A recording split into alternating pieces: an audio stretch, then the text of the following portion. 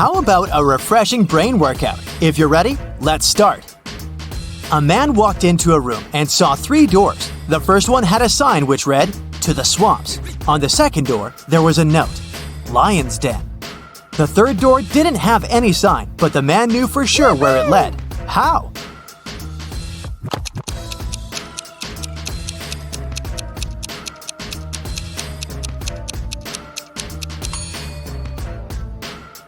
It was the door he had entered through.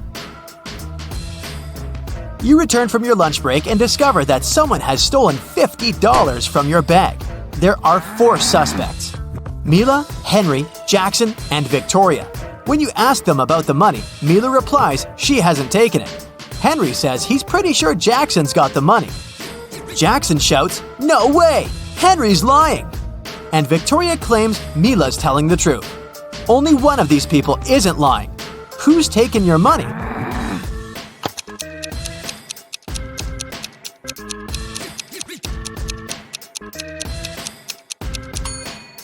It's Mila. She, Henry, and Victoria are lying, while Jackson's telling the truth. If anyone else had taken your $50, there would be more than one person telling the truth. Several sparrows landed on trees. One bird for one tree. But in this case, one of them didn't have a tree of its own. Then they regrouped, with 2 sparrows sitting on one tree. After this, one tree was left birdless. How many birds and trees were there?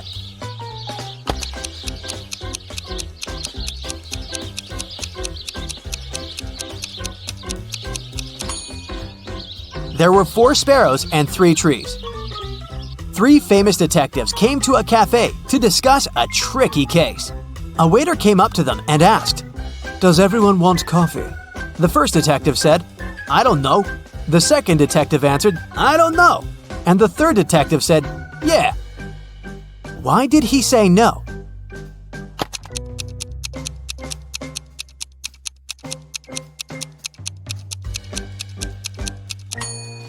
All the detectives wanted to have coffee, but the first 2 couldn't know if it could be everyone's choice. If the first 2 detectives hadn't wanted coffee, they'd simply have said no. So when the third detective heard the replies of his colleagues, he figured out that both of them wanted coffee. And since he was also going to have a cup, he said yes.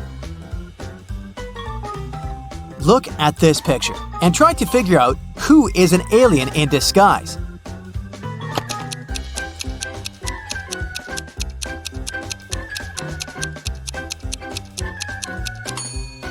It's the guy in a yellow shirt. He's eating a banana, but he hasn't peeled it before biting into it. He probably sees this fruit for the first time. You have an equation made of matchsticks. 6 plus 4 equals 4. Move just one matchstick to make it true.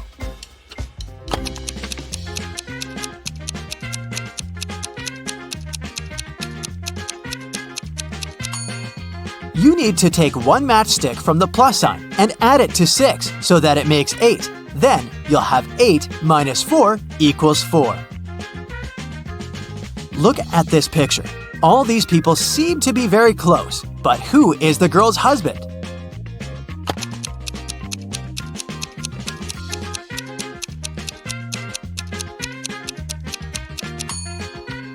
It's the guy on the right. He's the only one to have a wedding band on his finger. The next riddle to check how attentive you are. Who is her husband?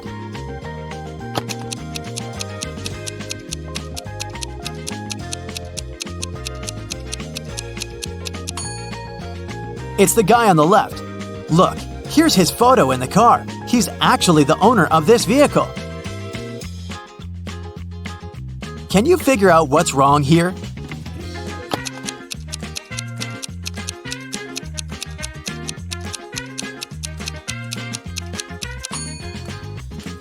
These guys seem to be wearing smartwatches.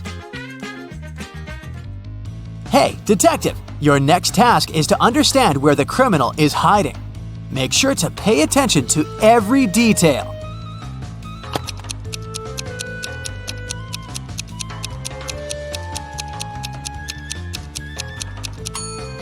The criminal is in House A. The car next to his house is parked in a way that makes it easier for the criminal to drive away as fast as possible. Can you figure out which of these people is in the greatest danger?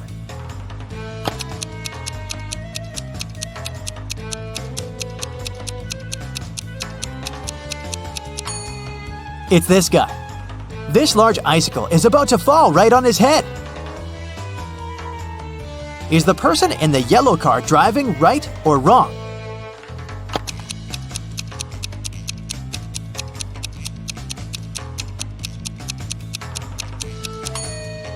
It's a wrong and very dangerous way of driving.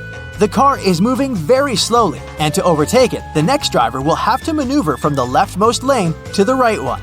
It can easily cause an accident.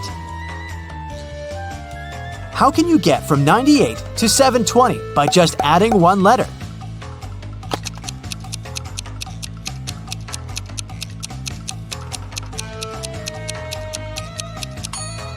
Add the letter X between 90 and 8. You'll get 90 times 8 equals 720. A wealthy businessman was traveling by a high-speed train. He had a suitcase full of cash on him. The train was moving through a mountainous area with numerous tunnels. After the train left one of the tunnels, the businessman noticed that his suitcase was missing. There were only 4 other passengers in the train car. Matthew said he had broken up with his girlfriend and didn't care about anything happening around. Joseph said that he'd bought his favorite author's novel at the station and had been engrossed in reading. Zoe said that she hadn't seen anything. Her eyes had been tearing, irritated by the smoke coming from the train. And Ellie claimed she had been napping with her sleeping mask on. So, can you figure out who took the businessman's suitcase?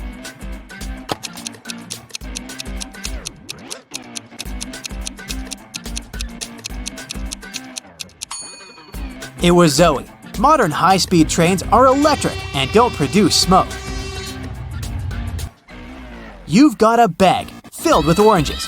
You need to use these oranges to fill up 2 other bags of the same size. How can you do it?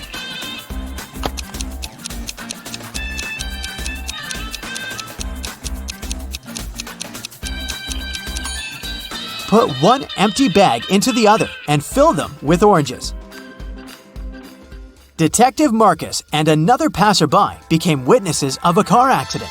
A man, hit by a minivan, was lying on the ground, unconscious. Marcus rushed to the nearest cafe to call an ambulance. When he got back, the passerby told him the man had turned onto his back, but hadn't come to his senses. After looking at the scene for a couple of seconds, the detective said, "You better return everything you've taken from this man." Why did he say so?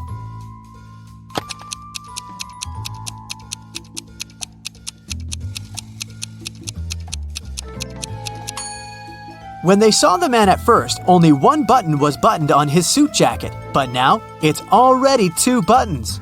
The passerby must have opened his jacket to look for the wallet and then buttoned it up incorrectly. Now, imagine you're lost in a forest on a freezing cold winter night. You realize that you have nothing to warm you up. There are 3 options: to stay where you are and call for help, to keep walking until you get out of the forest, and to go on, but take small breaks, sit on the snow, and cover yourself with some branches. What should you choose?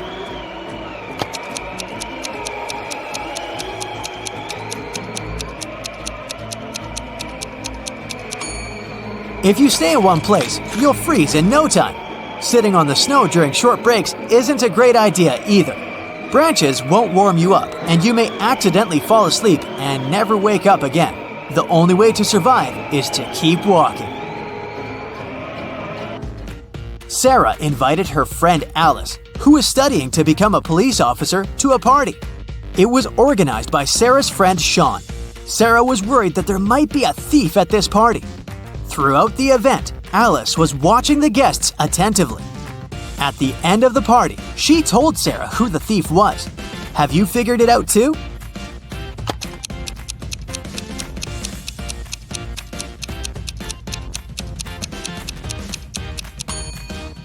It's the host, Sean. At the beginning of the party, one of his guests had a watch on his wrist. and this woman had a beautiful necklace. But at the end of the party, the watch is already on Sean's wrist, and the necklace is in that flower pot. See?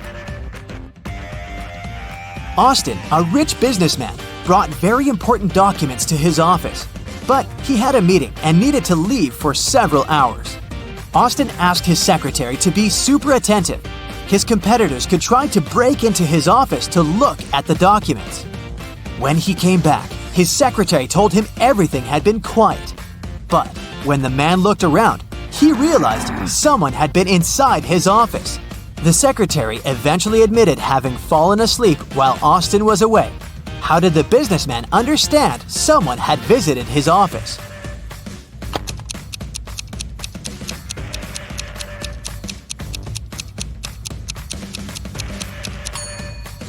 The globe on his desk is now turned in the opposite direction.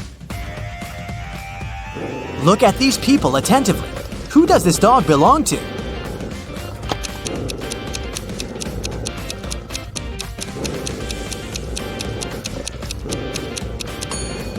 The dog's owner is the guy in the middle. He's the only one who isn't trying to pet the animal.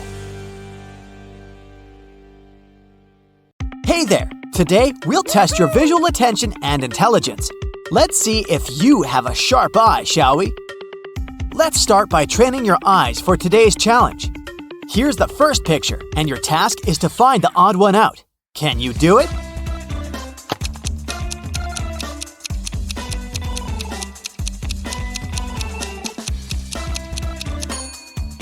Yes, it's right here. Okay, another set of emojis. This time, all of them come in pairs except for one that's a single Pringle. Can you find that one?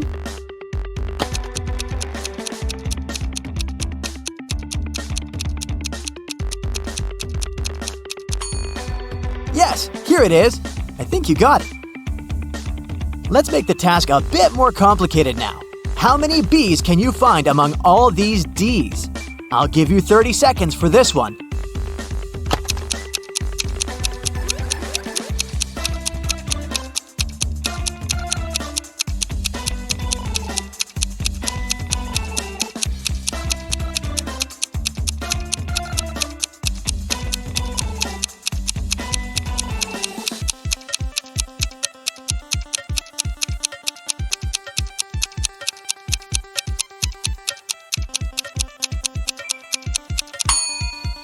Time's up! There's 3 of them. I hope you haven't lost anything. A similar task, but now you should find B's among 8s. How many do you see? You have another 30 seconds to do the job.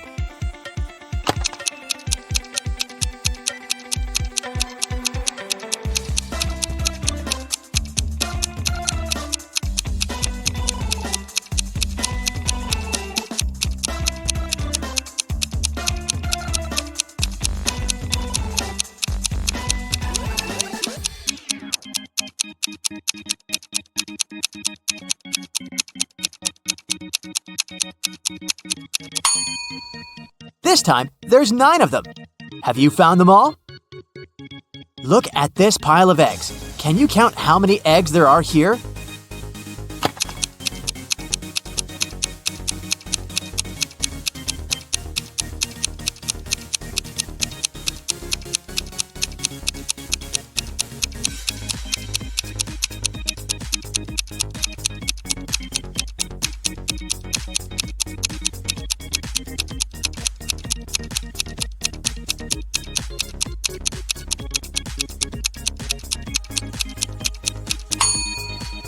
Well, there are 5 layers, and all of them are perfect squares.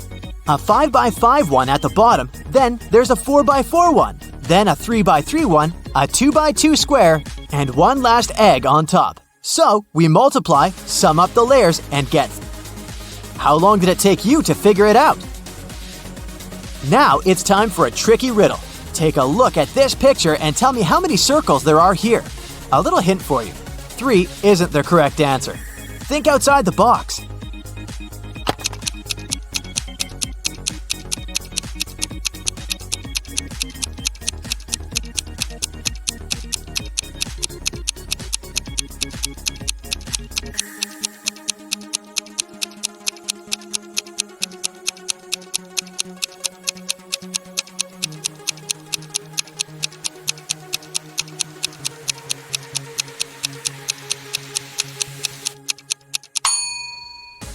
There are 4 circles, 3 big ones that you obviously see.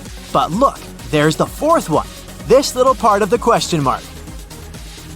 Another circle riddle, but you can relax. This one's not so tricky. Just relax and count. How many circles are in the picture?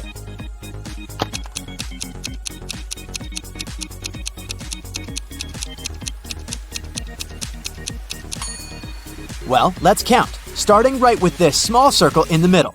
1. Then the white one behind it. 2. Then the blue one behind the white one. 3. Then 4, 5, 6, 7, 8, and 9. 9 circles. Did you get this one right? Susan is a genie hunter, meaning she's been out and about looking for a lamp to make her wishes. After decades of searching, she's finally found one in an old cave. But it turns out that the lamp is guarded by spirits. As soon as Susan touches the lamp, it gets 2 duplicates, and they start switching places. Look, this one is the original lamp. Watch it closely and then tell me where it is. So, where is the correct lamp?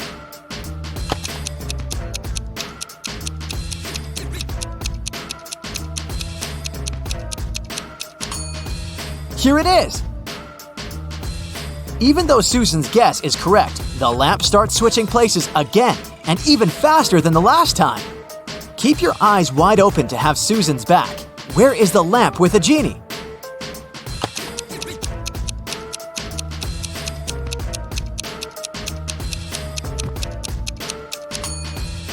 This is the one. Did you get it right? That's very unfortunate, but now there's a 4th lamp. Can you still track the original one? Let's see. Ready, set, go! Now you can make your choice.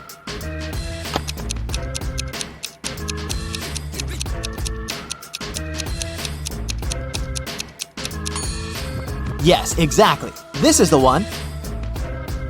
Another spin, faster and wilder than all the previous ones. Okay, now you choose.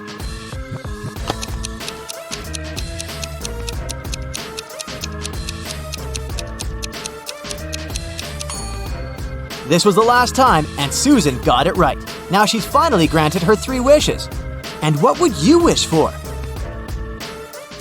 During summer break, Jane's friends invited her to go on a month-long cross-country hike. Jane wasn't a fan of hiking, especially a hike that long.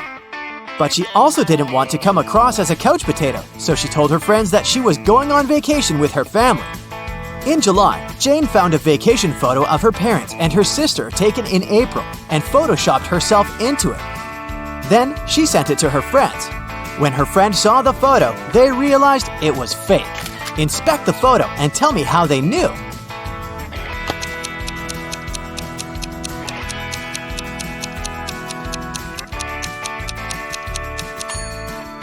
Look at the other people in the photo and their clothes and hair. It's obviously windy, but Jane's hair and dress are perfectly still. Ellie had always wanted to get a cat, but her mom wouldn't allow her. Once, she found a kitten in the street, brought it home, and hid it from her mother.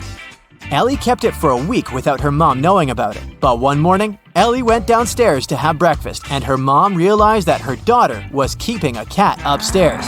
How did she understand it?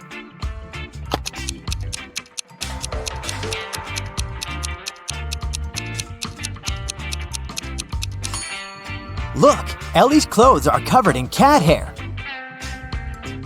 Kenzie, Nell, and Hannah were spending the day on the beach. Their parents left to go get some food and told the girls not to go into the water until they came back. The girls were reading, building sandcastles, and getting tanned. When their parents returned, they understood that one of their daughters hadn't listened to them and had gone swimming unsupervised. Which one?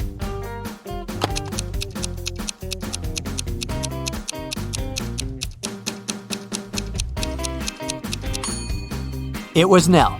Look, the towel she's lying on is wet. In a parallel universe, it's only allowed to have fun and eat candy. No one there ever reads or studies. Mrs. Relham came back home after a long and fun day at a club. Her 3 daughters were supposed to have a fun day. Mrs. Relham asked them what they'd been doing. Hannah said, "I was out with some friends."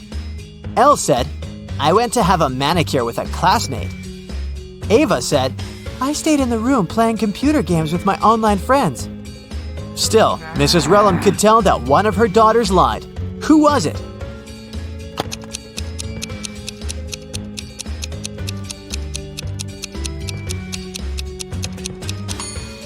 It was Elle. She said she had gone to get her nails done, but why do they look so untidy then? Okay, a new task now.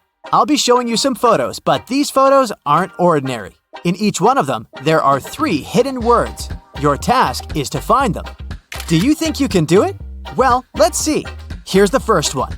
Try to find 3 words hidden in it.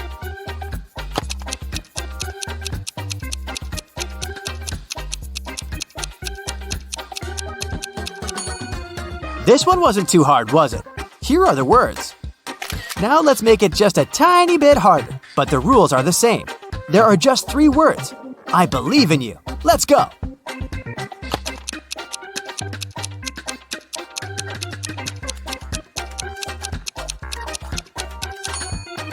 Here, here, and here. Have you found them all? Okay, the third one for you. So keep your eyes wide open.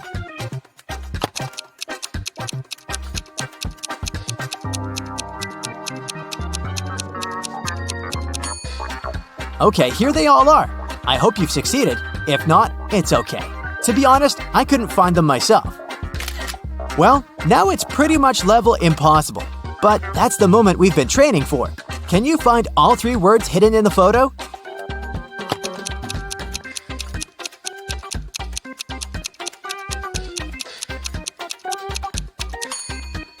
Here's one, here's the second one, and here's the third one. It was tough. I'm proud of you. Ashley is going on a month-long vacation, but she has trouble packing. Or it's more that she has trouble finding things she needs in her house.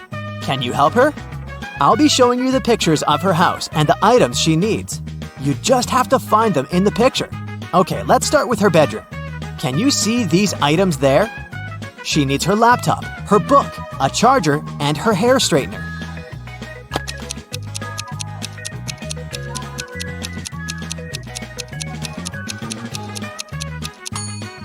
Okay, here they all are. Have you found them?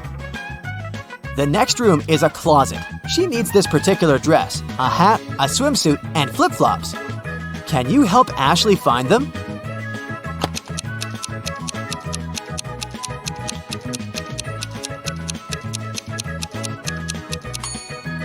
Here's the dress. That must be the hat, the swimsuit, and here are the flip-flops. All here. Next. Welcome to Ashley's living room.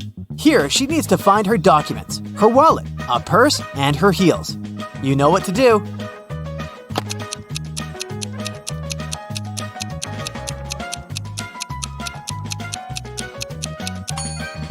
Here, here, here, and here. Great job! And finally, the bathroom.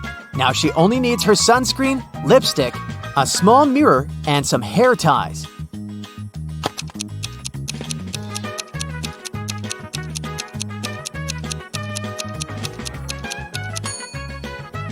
Here they all are. I hope you've managed to find them all. Thank you for your help today, and I hope you've had fun. Ellis had to go to the hospital the other day. When she entered, she immediately felt something off about the place. Walking along the hall, she spotted 3 doctors. There was something completely wrong about one of them. Which doctor is crazy?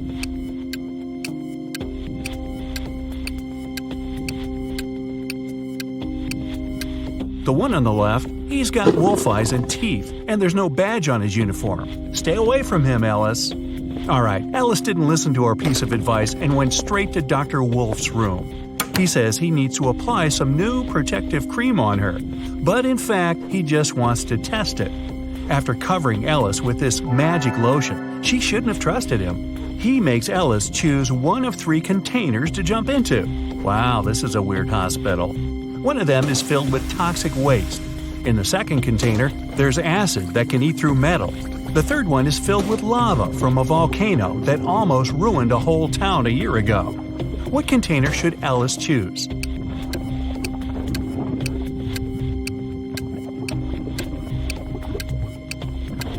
It least this time, Ellis made the right choice. She picked the container with lava. The volcano erupted a year ago, so the lava is already completely solid and cool.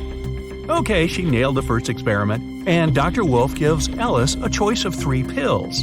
He says the red one can help see the past, the blue one can help see the future, and the yellow one can help read other people's minds. Which one should Ellis choose?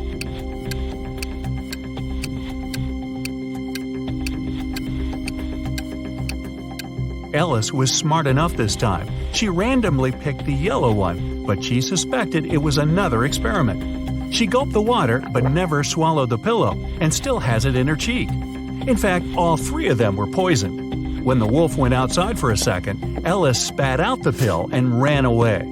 Hey, try the urgent care clinic, Ellis. No wolves there. Ginny was cooking dinner for her friends. When everyone was at the table, she suddenly realized there was something wrong with one of her friends. Which friend didn't like the meal?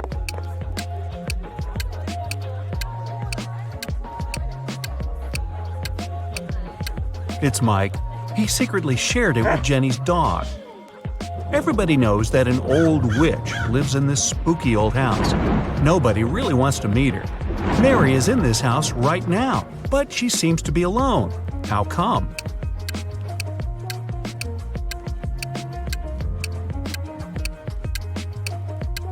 Who said witches can't have a name Mary? She was once young and beautiful too, but then that darn spell happened. One town had a weird law that said all the men had to be cleanly shaven, but no man was allowed to shave himself. The only person who was licensed to shave them was a 40-year-old hairdresser. But who shaved the hairdresser?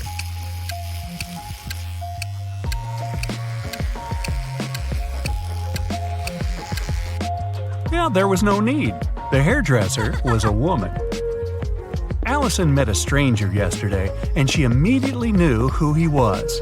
She hadn't seen this person before, and no one had ever described him to her. He wasn't a celebrity, and he wasn't doing anything unusual. So how come she knew who he was?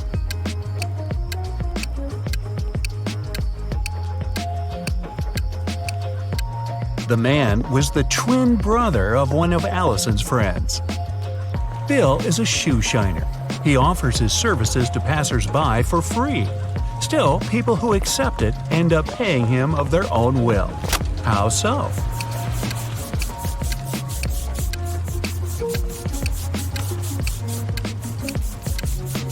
Bill shines only one shoe for free. People don't want to look bizarre with just one clean shoe and have to pay for the shining of the other one. The king told his 3 daughters to place 3 identical kettles with the same amount of water on the fire. The king promised that the husband of the daughter whose kettle would boil first would become his heir. His youngest daughter's kettle boiled first. How come?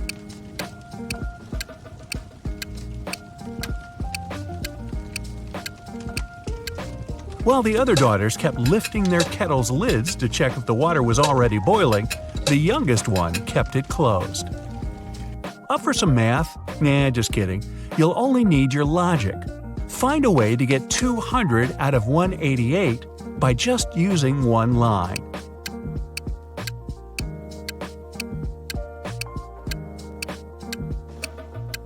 Use the line to cut 188 horizontally. This way, you'll get 2 100s. One person was 25 years old in 2000 and 20 years old in 2005. How is this possible?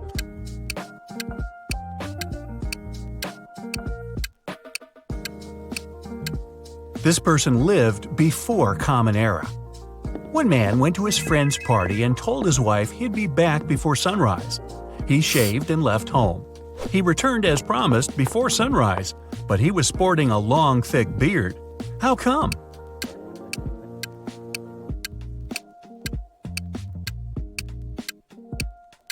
The man and his wife lived in a place with polar nights that can last for several months. A man was driving his car all the way from New York to Boston. Only at the end of the trip did he discover that one of his car's tires had been punctured from the very beginning. Still, he managed to reach his destination successfully, and his journey wasn't affected by this problem at all. How is it possible?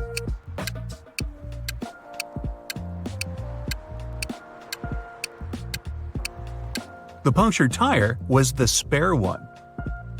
The financial director of a big company finally persuaded new partners to sign a super important agreement.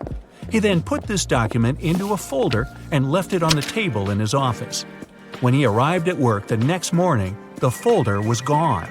John gathered all the employees who were in the office at the time and questioned them. The cleaning lady said that she had been busy washing the floor and hadn't paid attention to anything around. The designer explained that he hadn't left his working place even once. What's more, being an artist, he didn't have any interest in agreement documents. The accountant admitted that he had entered John's office to have some documents signed, but once he noticed there was no one inside, he immediately left. Who took the folder with the agreement?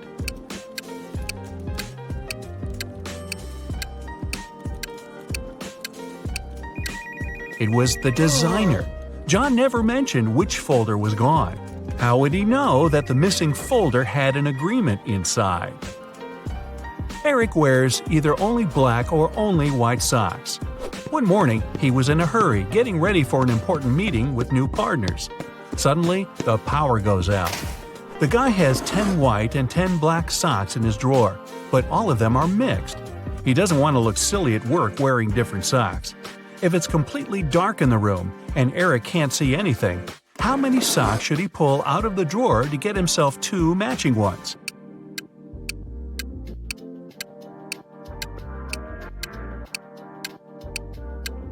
Three socks are more than enough. In a set of 3 socks, he's bound to have 2 of the same color. A hungry vampire is following you in a lonely street one dark night. Suddenly, you see a house with its door wide open and decide to hide there. The vampire can't enter your shelter since you locked the door in the nick of time, but it's waiting for you outside. However, you still have some hope. There are 3 doors leading out of the house. When you open the first door, there's molten lava. No thanks. The second door leads to the room with tarantulas as large as your head. Yikes. As for the third door, you can definitely hear a huge dog barking inside that room, and you're kind of afraid of it. What should you do?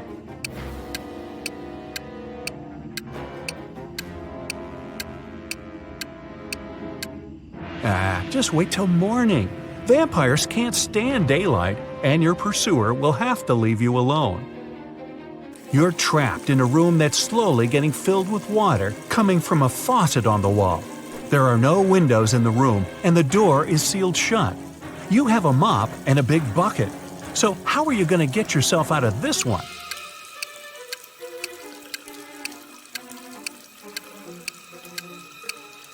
Come on, just turn the faucet off.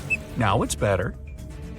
Jane told her boss someone had taken the document she prepared for the meeting. She added that she had noticed someone come in wearing a smart suit, gloves, and a black mask, safety first.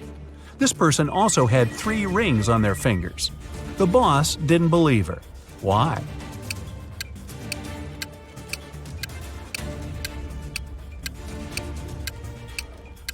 She said the person was wearing gloves. Then how did she see 3 rings on their fingers?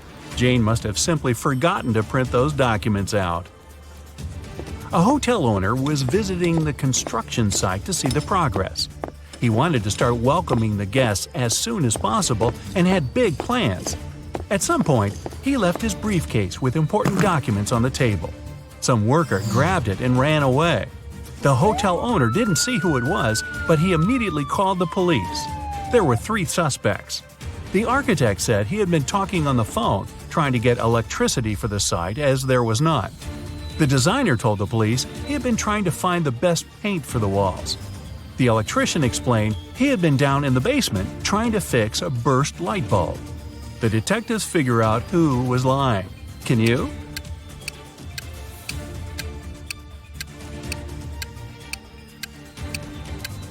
It was the electrician. How could he fix the burst light bulb if there was no electricity at the construction site at all? Liar, liar, pants on fire. Guess the weight. Jake was buying veggies for his lunch recipe.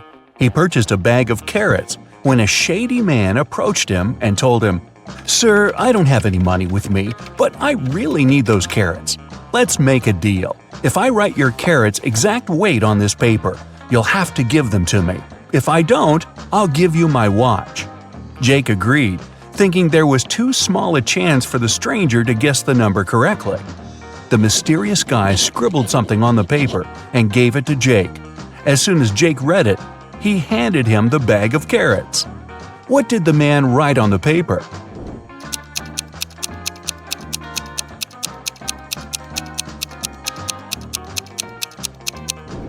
Your carrot's exact weight, just like he said he would. Will he win the game? Mark was visiting a new game store in his neighborhood. That day, staff members were giving away free games if the customers answered their questions correctly. Mark got in the queue and waited anxiously to see if he'd get the board game he wanted. When his turn arrived, the staff member said, "What has 6 faces but doesn't wear makeup, has 21 eyes but can't see?" Mark was relieved when he heard the riddle, and as soon as he answered, he got the game. What was his reply?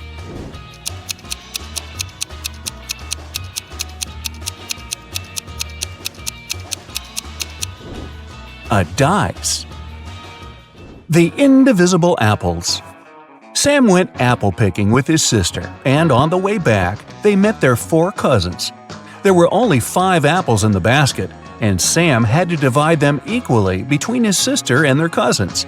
But 1 apple had to remain in the basket that he'd take home. How would he divide the apples?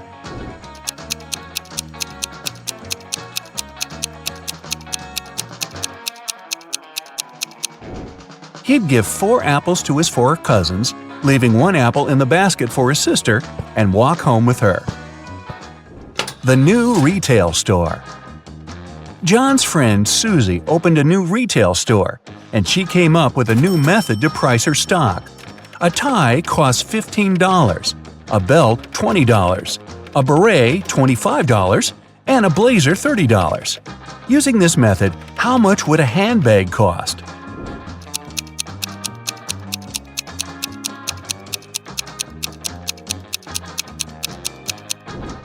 $35. She's charging $5 for each letter you need to spell a clothing item. The apple tree. Simon won the title for being the smartest person in his town. One day, he woke up in an evil scientist's basement. Oh, who would have thought?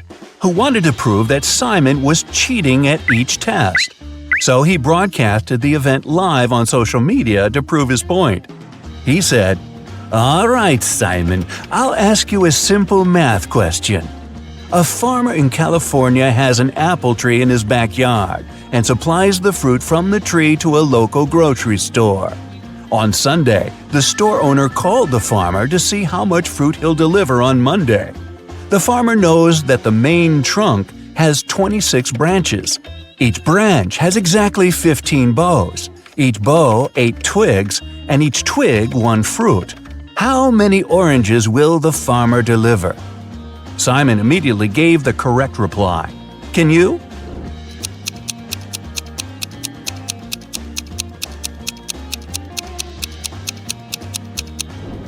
"None," said Simon. "Apple trees don't bear oranges."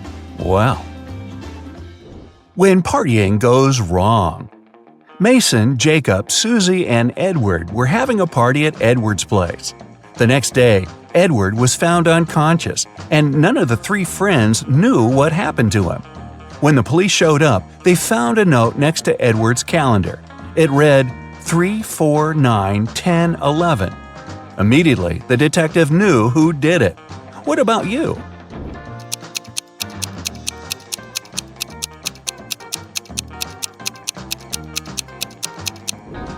It was Mason.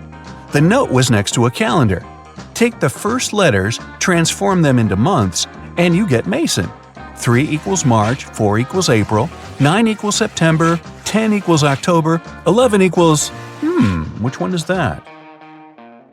Where's Mary? Sarah and Jamie were spending the weekend at Mary's house. On Saturday, they went to bed late, and when they woke up the next day, Mary was gone.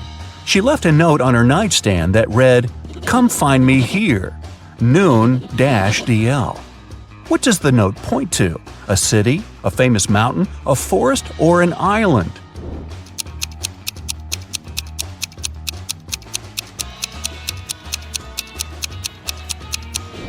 A city.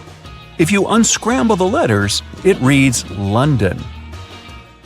The right door. Mike was driving for 7 hours on the freeway when his tire blew up. He called for help, and they said it will cost him $200 to fix it. He was angry because he was thirsty, hungry, and didn't have any money. In front of him, still sitting in the car, 3 doors appeared, each with signs above showing where they lead. The first is full of food: burgers, spaghetti, lobsters, and pizza.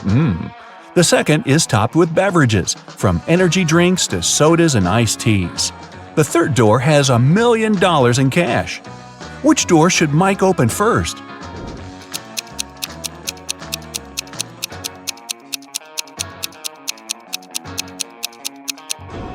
His car door. Who took the car? Mr. Ronald returned home from his 3-week vacation only to find his car missing. He left 3 of his employees at work to take care of the house, but none of them were there when he returned. To catch them off guard, Mr. Ronald video called each one. Sean said he was on the bus back home after a long night out. George said he was heading to school for his lecture, but he could pop by to help him find his car. Chris said he had just arrived at his hotel room in Italy and had no idea what happened with the vehicle. Right away, Mr. Ronald knew who was lying.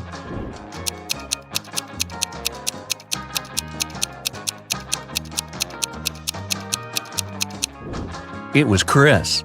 The clock behind him showed the exact same time as the one on his phone. He wasn't in Italy. The correct path. Luke was hiking in the mountains for 2 days when he got lost. He came across 2 paths. One leads to a nearby town, and the other one will get him lost forever. There are 2 twin girls there who know which way leads to the town. Luke can only ask them one question, but there's a catch. One of the girls always lies, and the other always tells the truth. And Luke doesn't know which one will be truthful. 25 minutes later, Luke arrived at the nearby town. What did he ask the girls?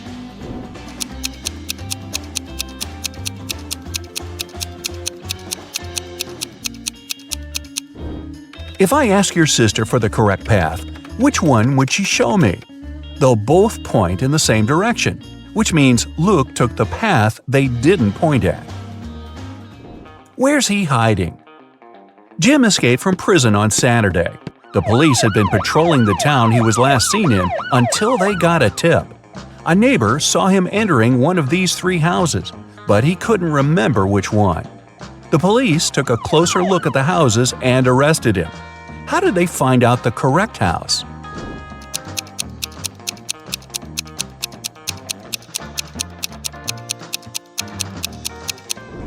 It's the last one on the right. The car is facing the road, a common technique people on the run use to get away without losing time. Where does she live? Mia left her mother's home because they had a big argument. Her mother wanted to know where her daughter was going, but when she got back home from work on Tuesday, Mia was still missing. Mia didn't have a phone, and her mom didn't know where she went. 2 hours later, she found out where she was staying. How?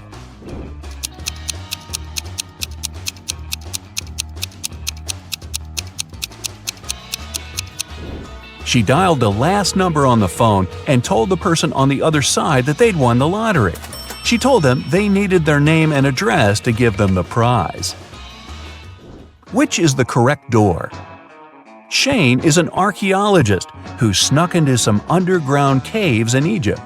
When the guards spotted him, they started chasing him. He ran fast and came across, guess what? 3 doors. Behind the first one were 4 aggressive crocodiles. Behind the second was an explosive device that would go off in 5 minutes. and behind the third was a dirty pond filled with bacteria and parasites. Which door should he pick?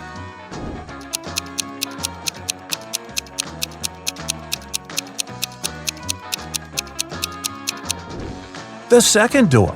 But because the guards were coming quickly, he should move the device to the room with the crocodiles and then run away to avoid being caught.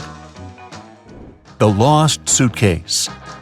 Jenna and Neil got back from their holidays in Hawaii. Upon returning, they discovered that their suitcase never made it into the baggage claim area. It was either lost or taken by somebody. The briefcase had a lock on it.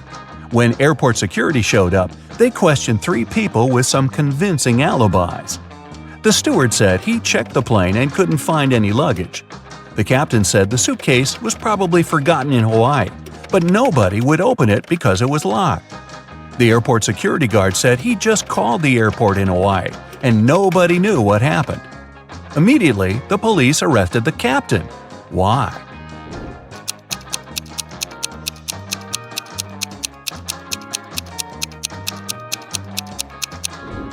He knew the suitcase was locked, but nobody told him that. The break-in. Susan's apartment was broken into the day before Halloween. When she went home from work and saw the mess, she called the police. The door didn't have any signs of a break-in, just an open window. The detectives questioned 3 of her neighbors. Mrs. Ruth was knitting a pair of gloves for her great-granddaughter. Michael said he was working a 14-hour shift the day before, and he was sleeping all day. Dennis said he had broken his leg and didn't leave his home for 3 weeks. The police immediately knew who was guilty.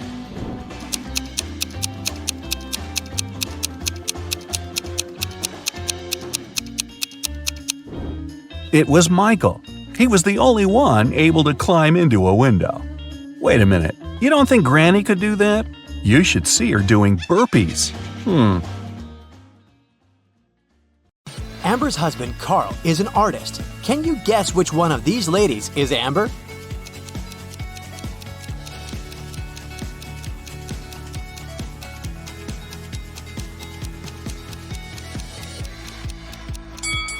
It's the lady in the middle. She has the same paint stains on her clothes as Carl has on his jeans.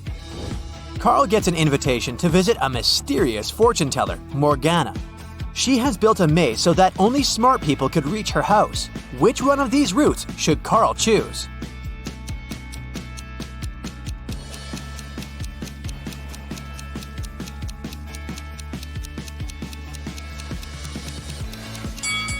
Only the first path will take him to the final destination. Morgana treats Carl with a welcome drink. Only one of these 3 drinks is safe. Can you guess which one?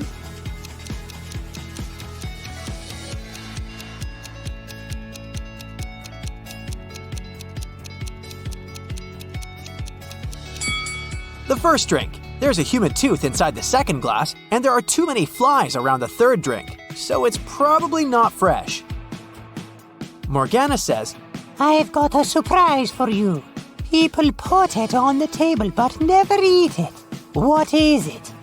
Can you guess?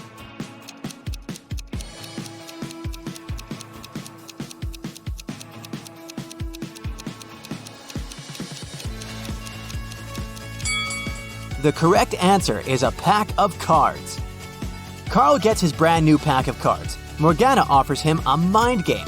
From the pack of 52 cards, she places 4 cards on the table face down and gives Carl 4 clues about the card. Card on the left cannot be greater than the card on the right. The difference between the first card and the third card is 8. There's no single ace among these 4 cards. Also, there are no face cards. And finally, the difference between the second and the fourth card is 7. Can you help Carl guess the values of all 4 cards?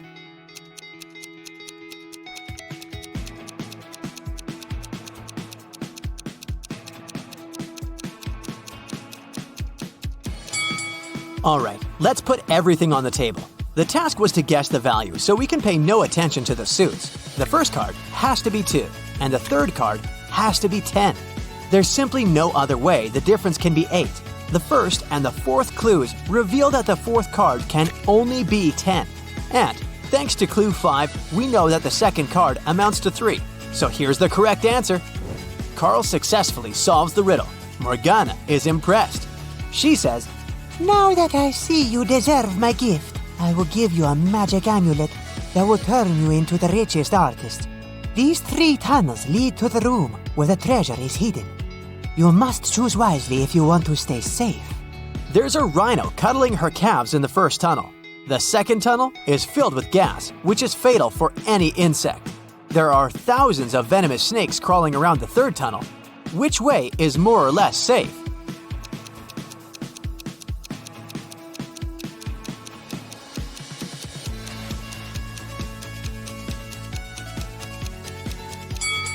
The second one.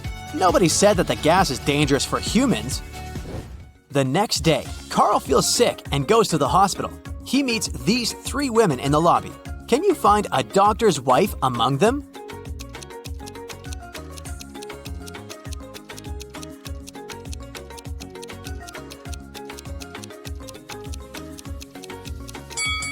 Take a look at the poster. This doctor is a dentist. The first lady is his patient. And the third one is his colleague. So the second lady is his wife. 3 doctors approach Carl, but one of them is fake. Can you guess who?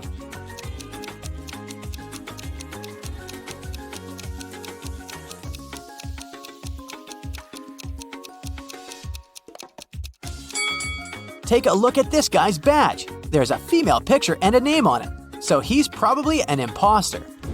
The doctor invites Carl to his lab. Can you help him find these 3 items?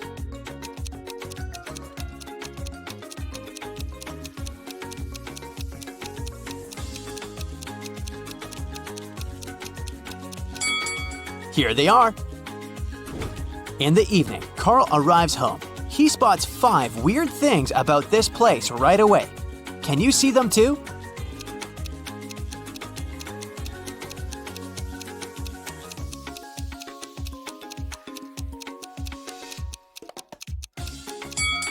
The house number is hanging upside down. This raccoon is talking on a cell phone. The bicycle is moving without a rider. This lantern doesn't have a lamppost and floats in the air by itself. And finally, these flowers in the garden are blooming in the middle of winter. Carl enters his house. Surprise! His friends prepared a secret party for his birthday. Everything goes well, but suddenly the lights turn off for 30 seconds. When the power is back again, Carl sees that someone has sneaked his lucky amulet from his neck. He questions 3 suspects. Rick says, "I was cooking snacks in the kitchen. The light turned off so suddenly." Bella says, "I was in the middle of a chess game when the power turned off." And Ren says, "I've been dancing in the living room for the last 30 minutes, and the dark didn't stop me." Who's lying?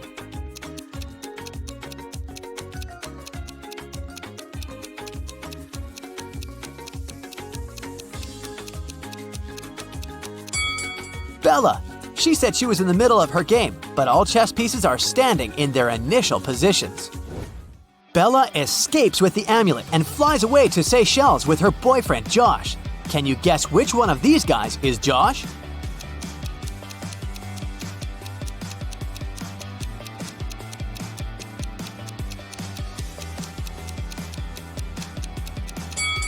The second guy. He's lying on her beach wrap.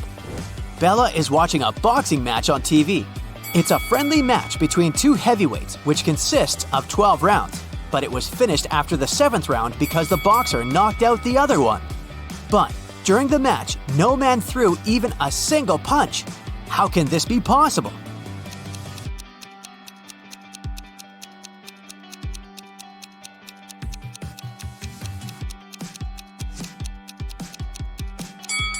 Easy. It was between 2 female boxers. In the hotel, Bella has only 3 neighbors on her floor. One of them is turning into a zombie. Can you guess who?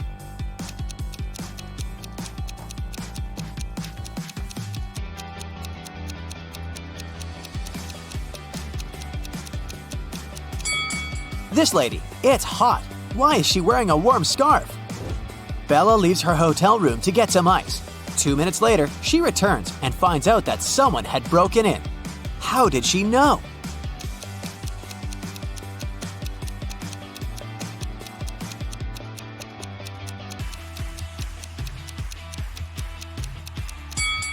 When she was leaving, the balcony door was opened and now it's locked. It was Carl who robbed Bella. He just took back his amulet and ran away to the roof. Unfortunately, now he's trapped on the roof of the hotel building. It's 200 feet high. There's a hook on the roof and another hook 100 feet down from it. Carl finds a 150-foot-long rope and a sharp knife. How can he climb down safely?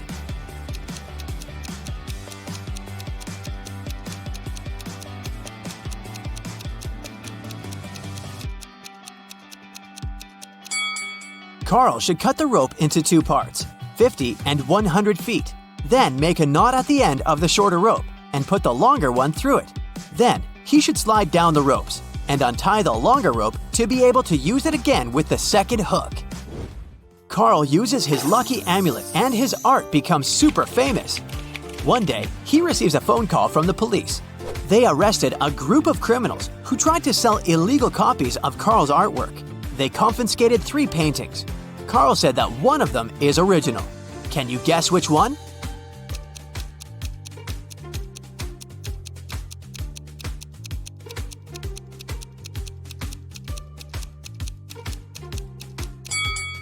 The first painting is a mirrored version of the original work.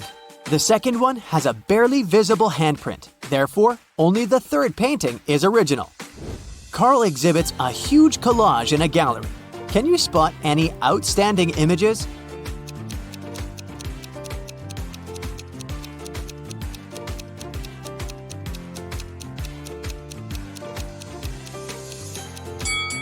This guy over here. Carl goes to the gym for a morning workout. He sees something weird and freaks out. Can you spot what's wrong?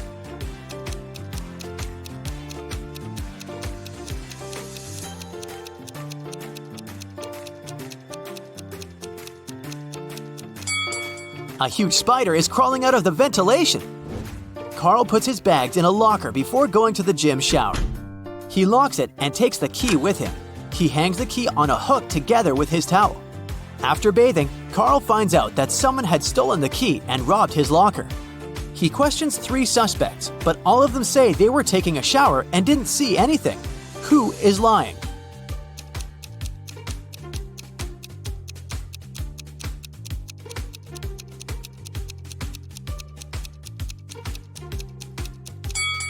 The third guy. Take a look at his feet. They're too dirty for a man who has just taken a shower. A high-speed express train is leaving in 15 minutes. Security guards are scanning everyone's bags and find one of these 3 bags very suspicious. Can you guess which one?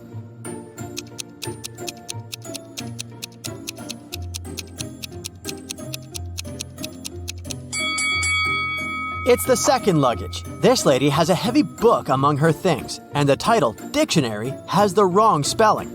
Maybe it's just a cover to hide something suspicious? The train departs. Unfortunately, this area is full of rocks, so the road is winding a lot. Only one of these routes will lead the train to the final destination. Can you guess which one?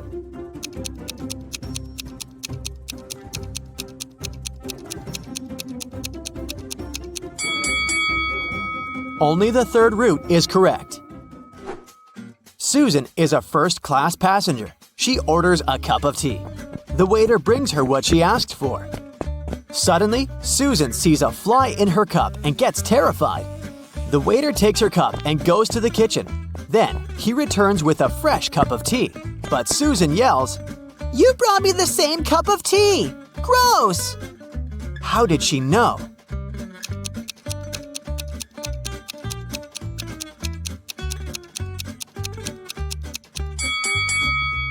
Susan already had added sugar. The tea was sweet when the waiter brought it back. Susan gets bored and takes a walk around the train. She enters a rail car with 3 passengers only, Xavier, Gerald, and Peter. One of them can't wait to meet his 2 daughters when the train arrives at the final destination. He promised to take them to the beach. Can you tell which guy it is?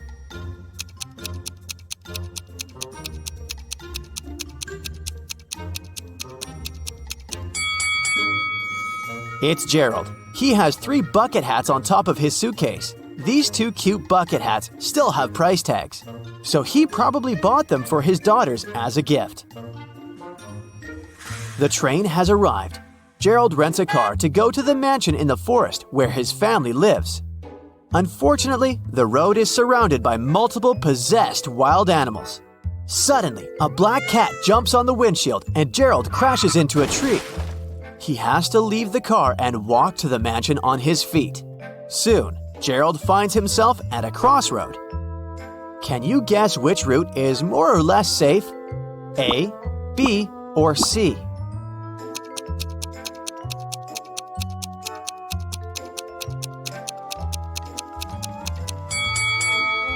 All three routes have animal footprints. The bushes on the first route are moving even though it's not windy.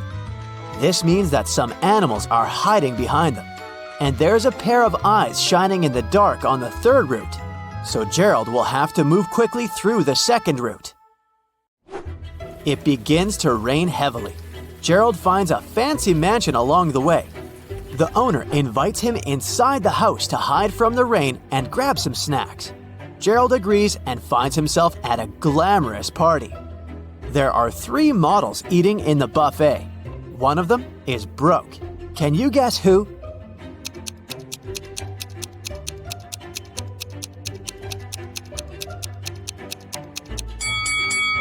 The second lady. Take a look at her bag. She hides some food for later. Gerald walks around the mansion and sees 2 roommates. One of them is a thief. Can you guess who?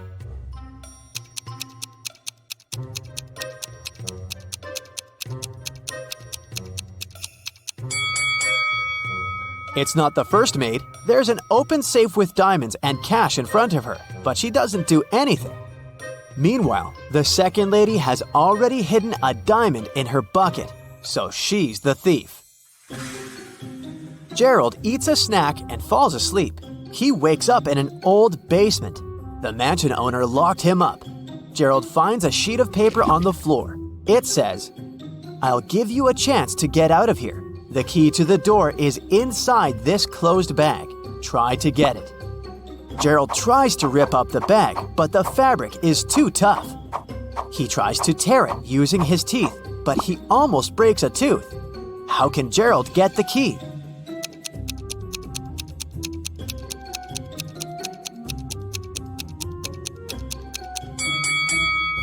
He should break a jar and use a fragment of glass to cut the bag and get the key.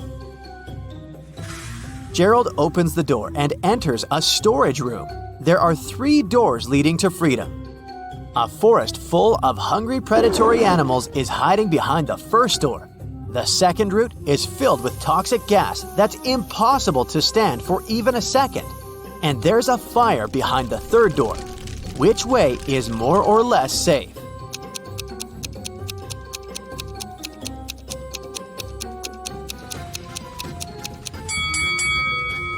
Gerald should choose the third door. There are bottles of water in the room, and the fire is rather small. Gerald can easily put it out. Finally, Gerald is outdoors. But there are 3 hidden dangers in this garden. Can you find them?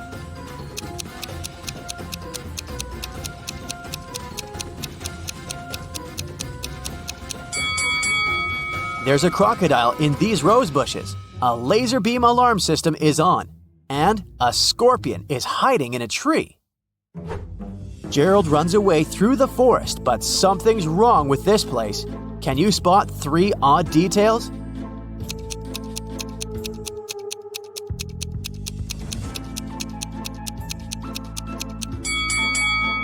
Take a look at this spruce. Lemons don't grow on this type of tree. This beehive is inhabited by butterflies. Also, there are 2 moons in the sky.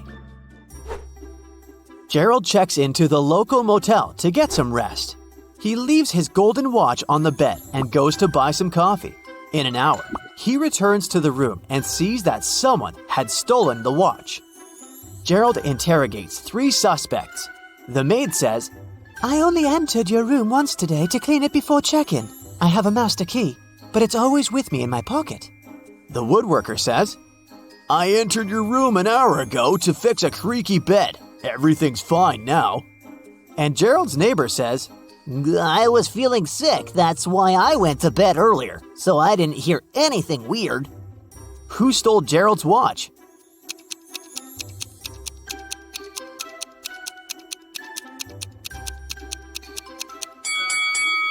No, buddy. The golden watch fell under the bed. See?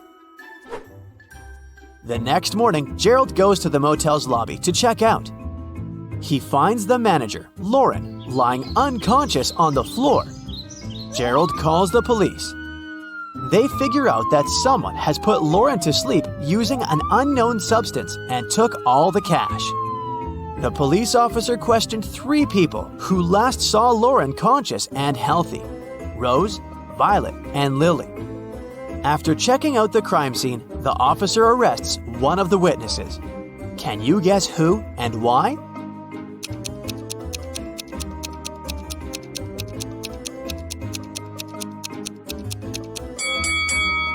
Lily.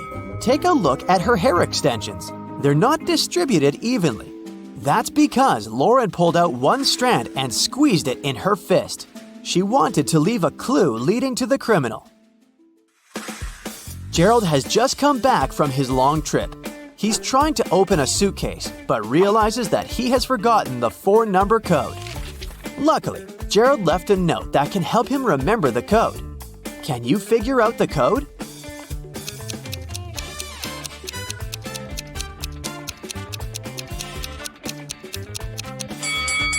That would be too easy to use the given numbers as they are. To crack this mystery, we should mind the numbers of letters in each given number. So, the correct code is 5364. Finally, Gerald can keep his promise and takes his daughters to the beach. He also takes some food for a picnic. Can you guess the name of this food by emojis?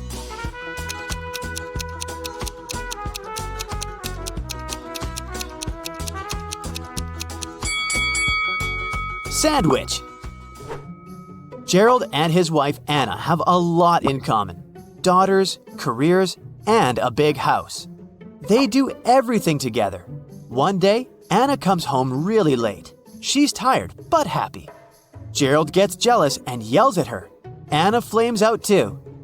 "I was working all evening." Gerald says, "Sorry, Anna, I don't believe you. It looks like you're dating someone else." Anna refuses to talk and goes to bed alone. Meanwhile, Gerald waits for Anna to fall asleep and checks her purse. He finds nail polish, a wallet, a pack of gum, lipstick, and some keys. Now Gerald is completely sure Anna was seeing someone else. How did he know?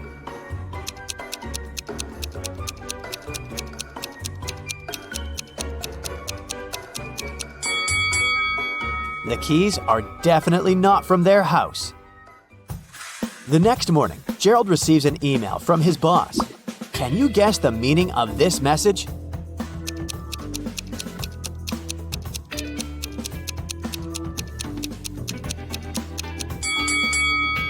It means, "Great job, you got it." This type of code is called a Caesar box. Because Julius Caesar was known as the first one to write codes this way. To decipher the message, simply divide the code into 4 groups of 4. Then rearrange them vertically. Okay, time for more riddles, the Parents Edition. There are 3 categories of questions: easy, which award 1 point each, average for 2 points, and hard for 3 points. We're going to start with the easy ones. Remember, every correct answer gives you 1 point. Jason and Steven are home alone with their kids. Jason is talking to his mother, and Steven is watching a baseball game on the TV. Who's being negligent?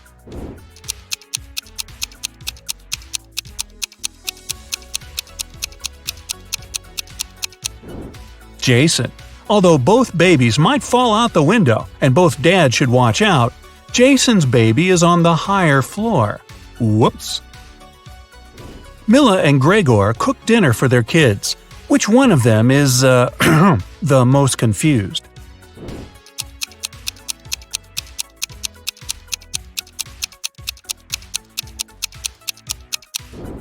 Mila. She accidentally mixed up the plates. She gave the dog her daughter's food and is about to feed her daughter dog food. Yum. Sabrina and her son went to the mountains to spend the day sliding. Adam is barbecuing in the backyard while watching his daughter. Who's not watching their child properly?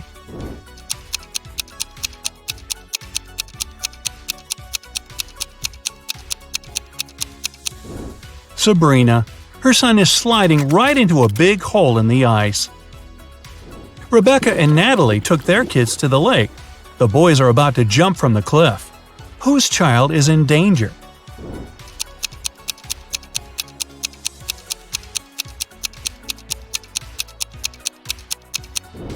Natalie's. There's rocks under the cliff her son is about to jump from.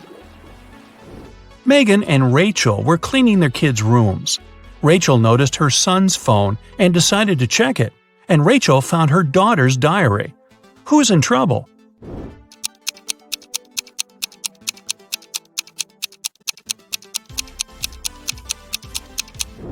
Rachel.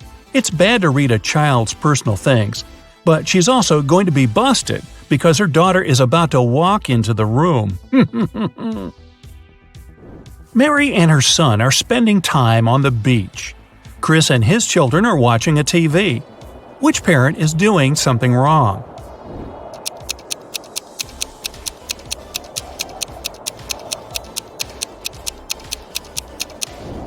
Mary. It's dangerous for anyone to be in the water during thunderstorms. Now we're moving to harder questions. Every correct answer awards 2 points. Meredith is teaching her daughter to do her makeup. Beverly is teaching her teenager to style her hair. Which mom is doing something wrong?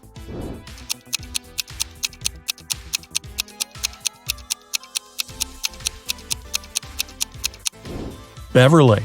The hair straightener isn't plugged in. Nicole and Diana are spending time with their kids. Nicole is reading to her son, and Diana is watching cartoons with her daughter. Who is not behaving wisely?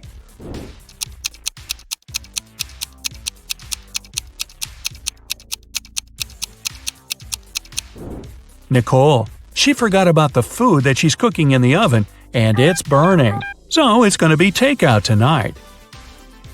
Bradley and Ryan's sons are blamed for painting a face on a neighbor's fence. Both boys denied doing it, and both fathers believe their sons. Who's been misled?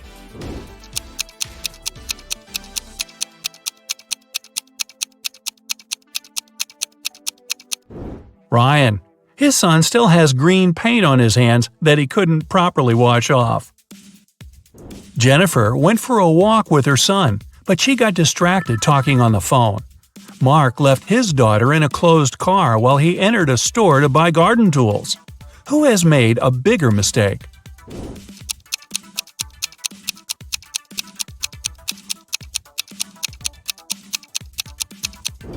Mark. It's dangerous to leave people or animals in a closed car, especially in the heat, when the car warms up very fast and there's a lack of fresh air inside. Brian is teaching his teen son how to drive, and Nancy is cooking a dinner with her daughter. Who isn't being wise?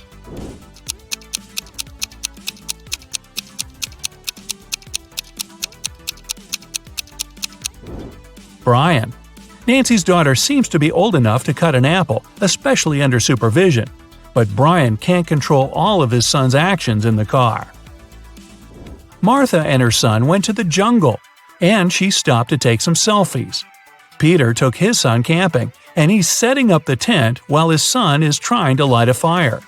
Who's not being smart?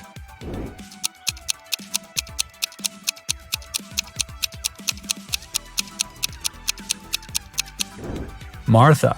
Her baby is approaching a snake that can be venomous. Melissa and Stephanie are doing chores. Melissa is handling the laundry, and Stephanie is cleaning the kitchen. Who should be more careful?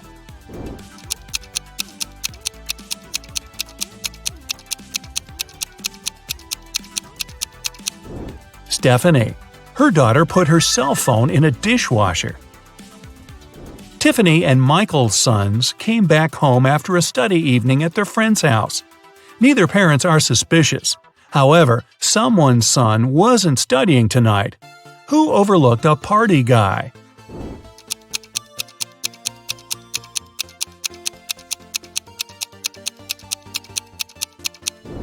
Tiffany. Her son has a lipstick stain on his collar. Jack and Vivian took their kids to school. Now Jack is walking to work and Vivian is driving to a store. Who forgot something?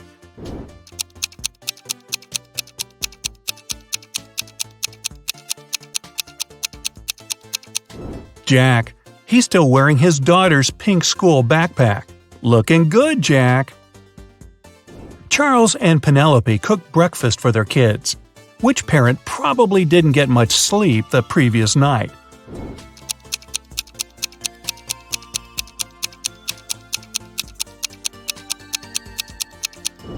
Penelope. She gave her daughter a raw potato and didn't even peel it. Sandra is doing gardening with her daughter. George is watching his child swimming in a pool. Who's being stupid?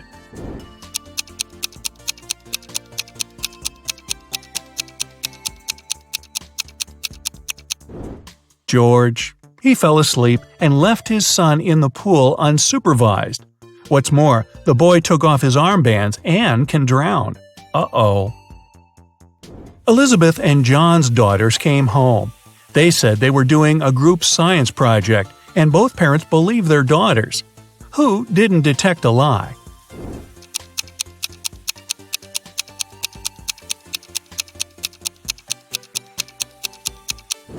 John. His daughter is wearing a sweater on a hot day, so she could be hiding something. Jessica and Aaron cooked a dinner for their families. Jessica cooked Thai soup, and Aaron made mashed potatoes. Who is a bad cook?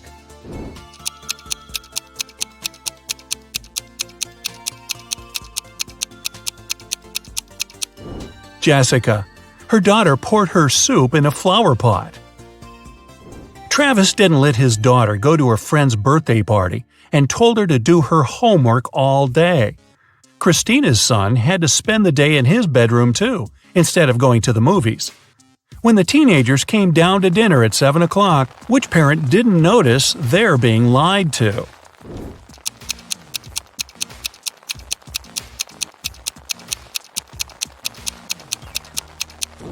Travis. It's raining and his daughter has wet hair. It means she was outside and not sitting in her bedroom. And finally, the hardest questions for 3 points each. Dustin is cooking dinner with his daughter. Joseph is mowing the lawn while his child is playing nearby. Who isn't smart?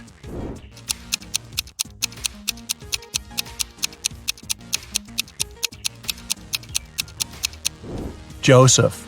Lawnmowers are very dangerous machines and should never be used if there are kids around.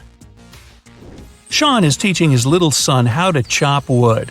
Camilla is listening to music and washing the dishes while her baby is sleeping upstairs. Who's making a mistake?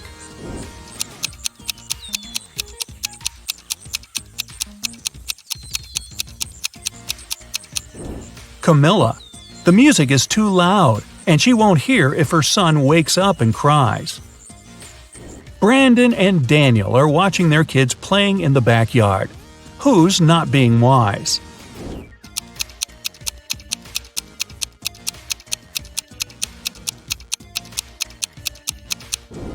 Daniel. His son is playing in the sunshine without a hat on and might get sunstroke. Pamela is getting ready for the meeting with her son's teacher at 12 o'clock. William is driving his son to a birthday party. Who isn't very attentive?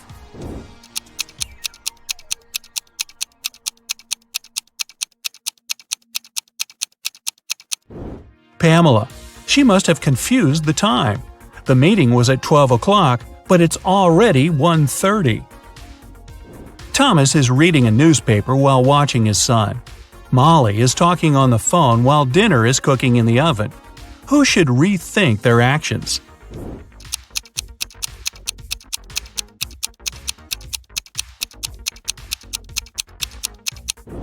Molly.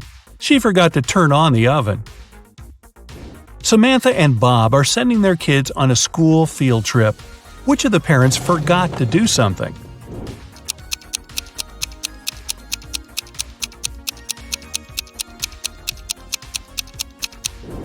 Bob. Why is he holding his son's lunch? The kid is not eating today. Sum up your points to check your results. If you got 25 points or less, you scored below average. But don't worry, check some of our other riddles to train for the next time. If you got 26 to 45, you have an average result. Keep it up. If you got between 46 to 60 points, you have an above-average result and you definitely are a riddles master. And finally, if you have 61 or more, you're a real genius. Or you're on your second or third time watching this video. Come on, fess up. Hey, ready for some Valentine's Day riddles? Look at these three guys. Which of them is going on a date tonight? Hello.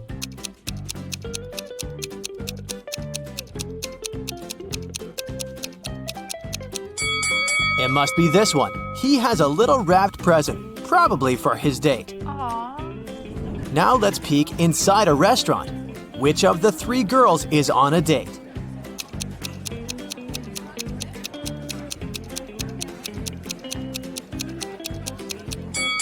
It's this one. Look, there are roses and 2 sets of dishes on the table, so she's not alone, and it's something romantic. My money is on her. This is Allison, and one of these 3 young men is her boyfriend. Can you tell who?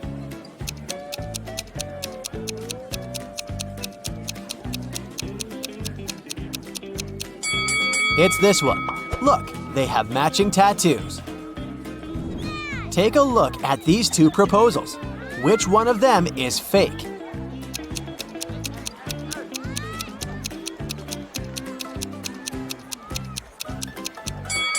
This one. Look, the guy has a ring. He's clearly already married. It was Friday evening, and Mark was waiting for his girlfriend to get back from work. He prepared dinner and was about to propose. His girlfriend came back home with flowers. Do you think she was on a date with someone?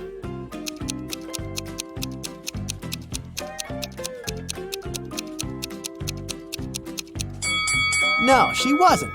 Look outside. The same flowers grow in their garden. She just picked some before entering the house. On Valentine's Day, Annika found a love note on her desk. Unfortunately, the note wasn't signed, but she had 3 suspects. So she asked each of them if they had written her a note. Dylan said, "I was busy finishing my math homework before class." Connor said, "I was hanging out with my buddies outside." And Luke said, "I was in the bathroom and I just returned." Who wrote Annika the letter?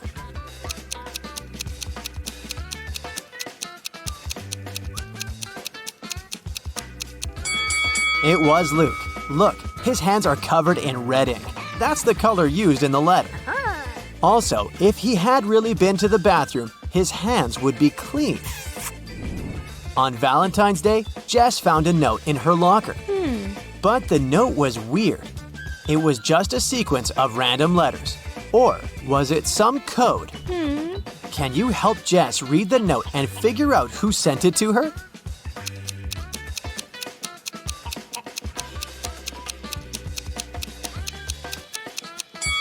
Of course it's a code. Look, there are 5 groups of letters, with 5 letters in each group. Let's put them into a 5x5 table. And now, we need to read this vertically, column by column. Will you go out with me, Colton? So where's that Colton? Michelle was hosting a Valentine's Day party. She invited all her school friends, and everyone was allowed to bring a +1. Either their significant other or a single friend. In the middle of the party, she noticed that her cousin was in the garden talking to some girl, but it was dark and she couldn't tell which girl it was. She just saw that the girl had long hair. When her cousin returned, she knew immediately who he was interested in.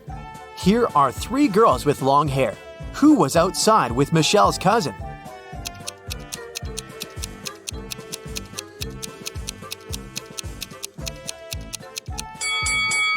Michelle's cousin has a lipstick stain. The girl must have left it, and this girl right here is wearing lipstick of the same shade. On a cold, rainy night, Damon was driving past a bus stop. There were 3 people there waiting for their bus. An elderly lady who looked sick, a doctor who had saved many lives, and Addison, a girl Damon had a crush on for years. Unfortunately, there was only room for one more person in his car. What should Damon do?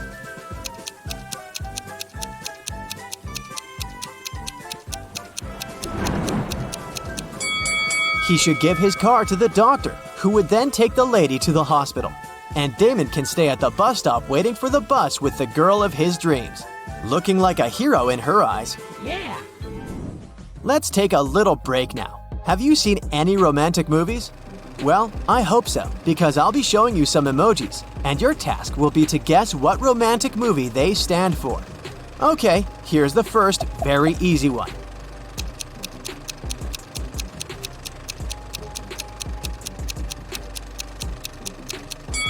Of course, that's Titanic. Here's the next one. Nothing much, but it should be clear. Do you know this movie?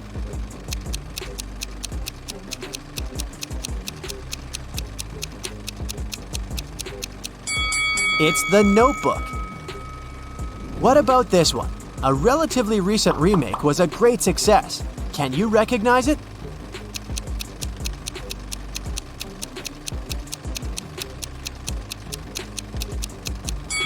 It's A Star is Born. Here's the next one. Do you think you can guess it right?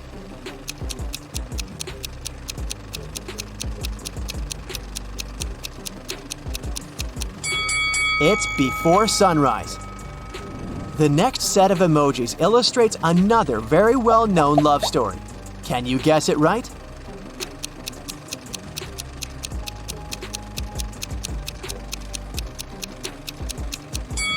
It's La La Land, of course. Here's the last one. It's an oldie but a goodie. What do you think?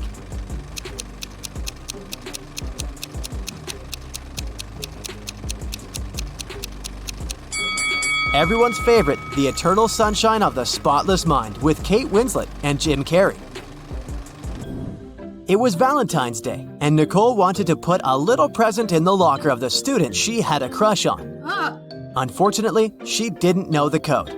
Luckily for her, the owner of the locker was forgetful too, so there was a note with a hint. Can you figure out the combination?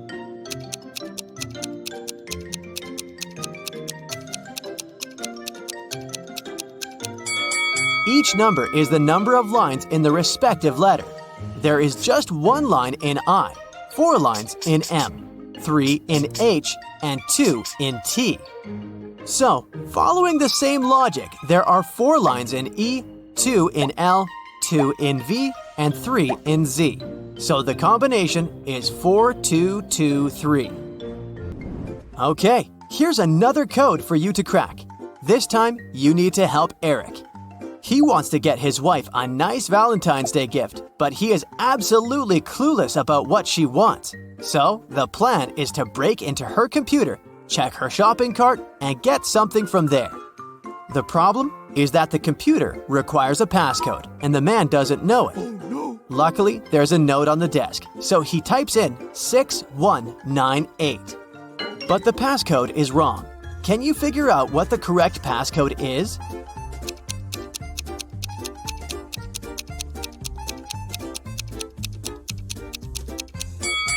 The note is just turned upside down. Eric should try typing in 8619 instead. Kennedy works in the emergency room. It's Valentine's Day and there's a patient who felt unwell during a college party. Kennedy leaves the room because she needs to talk to the patient's girlfriend. She was at the party with him. Which young woman should she approach? Who is the guy's date?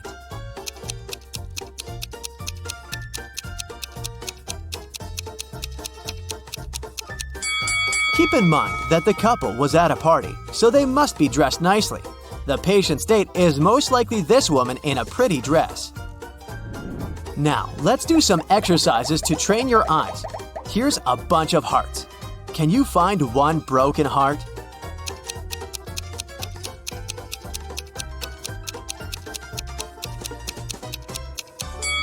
Yes, here it is. Good job. The task is similar, but not quite. Now there are many hearts and a few broken hearts. How many broken hearts are there?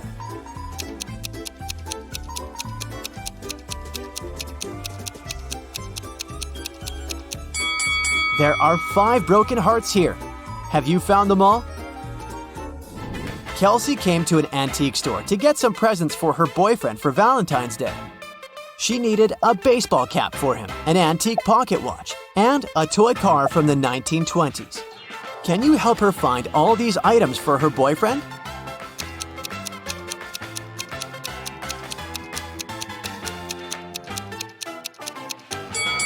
Here's the cap, here's the watch, and here's the car. Have you spotted them all? Mark, the boyfriend, is getting presents for Kelsey in the same antique store. He needs to find a pretty cup, an antique mirror, and a beautiful photo album. He needs some help too, so keep your eyes wide open. Do you see all these items?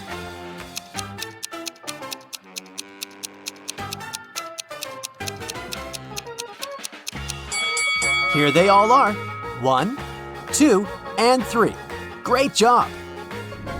It's a Valentine's Day party, and Melody, the most popular girl in school, is hosting it. 4 best friends are standing together, and one of them is Melody's boyfriend. Oh, yeah. You ask them who the boyfriend is, and here's what they say. The first guy says, "The fourth one is the boyfriend."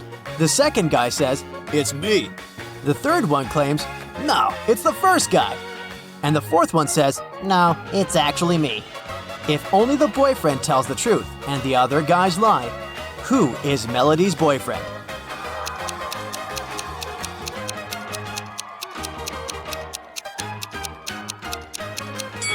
Only the boyfriend tells the truth, so he will say, "I'm the boyfriend." So it's either the second guy or the fourth one.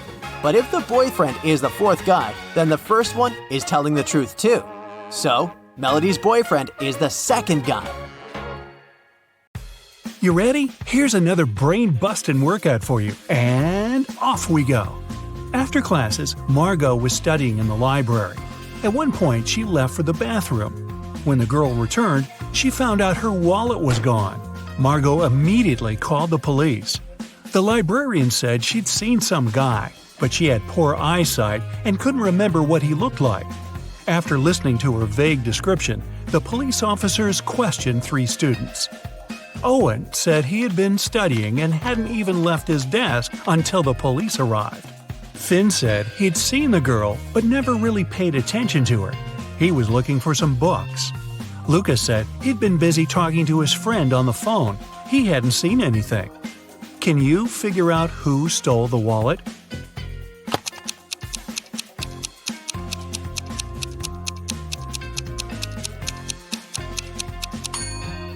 It was Luca. He said he'd been talking on the phone, but it's prohibited in the library. If he had used his phone, he'd have been immediately kicked out. So he's lying.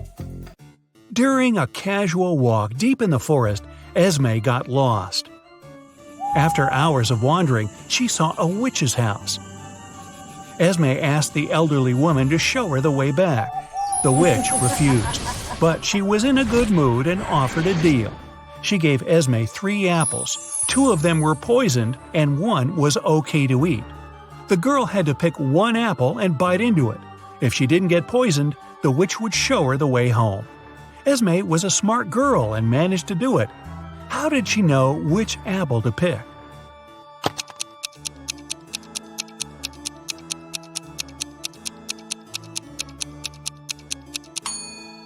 In 1 apple, there was a worm, which means it was safe to eat. A student was having an exam and he was about to fail it. The professor decided to give him 1 more chance and asked the last question. It was, "What's my oldest daughter's name?" The student was puzzled. The professor decided the question was too hard and gave the guy a hint.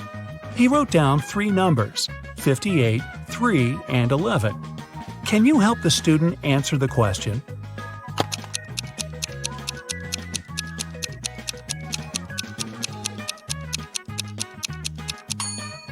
It's a chemistry class. The riddle must be related to the subject. Have a look at the periodic table. The 58th element is cerium, or Ce. The third element is lithium, Li. And the 11th element is sodium, or Na. If you put all of them together, you'll get the name Selena.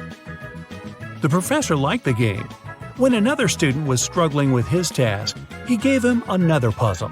The man said, "I have daughters. All of them, except 2, have dark hair. All of them, except 2, have blonde hair. And all of them, except 2, have red hair. How many daughters do I have?" Can you help the student out?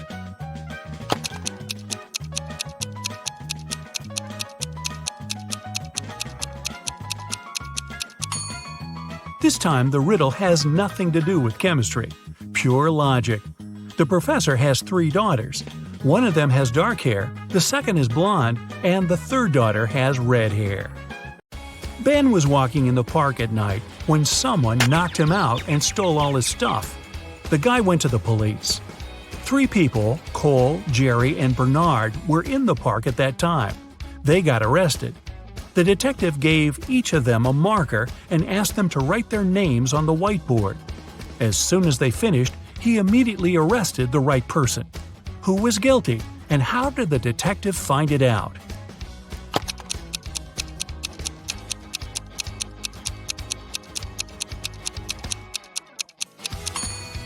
It was Jerry. Ben was hit from the right. It means the person who did it was left-handed. Among the 3 suspects, that's only Jerry. Really? Ben and Jerry? I think I need some ice cream. A member of an expedition to the South Pole found himself in a frozen cave.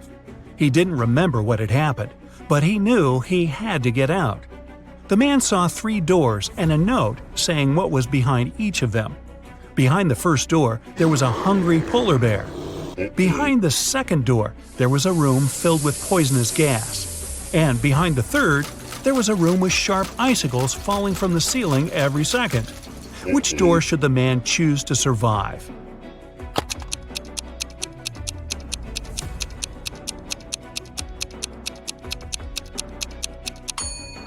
He should pick the first door. He's at the South Pole. There are no polar bears there. After classes, Nora stayed at the university.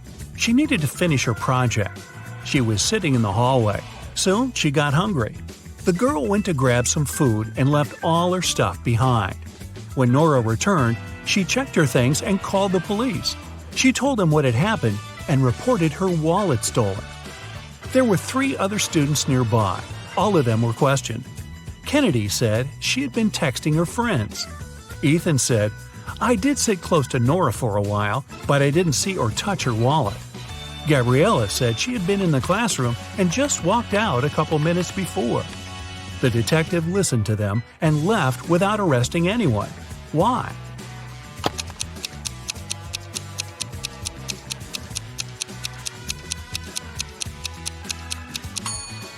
The detective remembered that Nora had gone to get some food. It means the wallet was with her and couldn't be stolen. The girl lied. 3 women, Sarah, Milla, and Eleanor, went shopping. 2 of them are pregnant, and 1 is a professional watermelon thief. Yeah, I know, but just humor me. Can you tell which one stole the watermelon?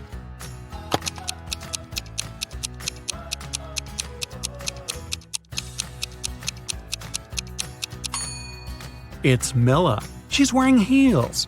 It's not the kind of shoes pregnant women would wear. Aurora was spending her summer in the countryside. She often took long walks in the forest alone. One day, she saw a huge mansion. It was obvious no one lived there, so she entered the house. It was dusty inside, but still beautiful. Aurora took some pictures and left the place. When the girl came back home, she looked through her photos. She wanted to pick the best ones to post on her social media, but then she saw one of the photos and screamed. Take a careful look at this photo. Can you see what scared her so much?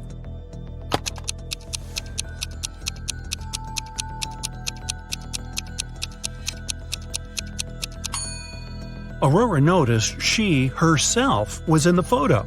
But it's impossible. She was alone in the house. Stella and Adeline were sisters. Their grandmother once presented Adeline a bracelet, but both girls loved this piece of jewelry very much. So sometimes Stella snuck into her sister's room and borrowed the bracelet. One day, Adeline came home and noticed the bracelet was gone. She knocked on her sister's door. Stella opened the door, realized it was her sister, and shut it again. In a couple of minutes, Adeline managed to break into the room. She started searching for the bracelet. Stella told her that this time she hadn't taken Adeline's jewelry. Adeline didn't find anything and had to leave. But on her way out, she remembered something and managed to get her bracelet back. Where was it?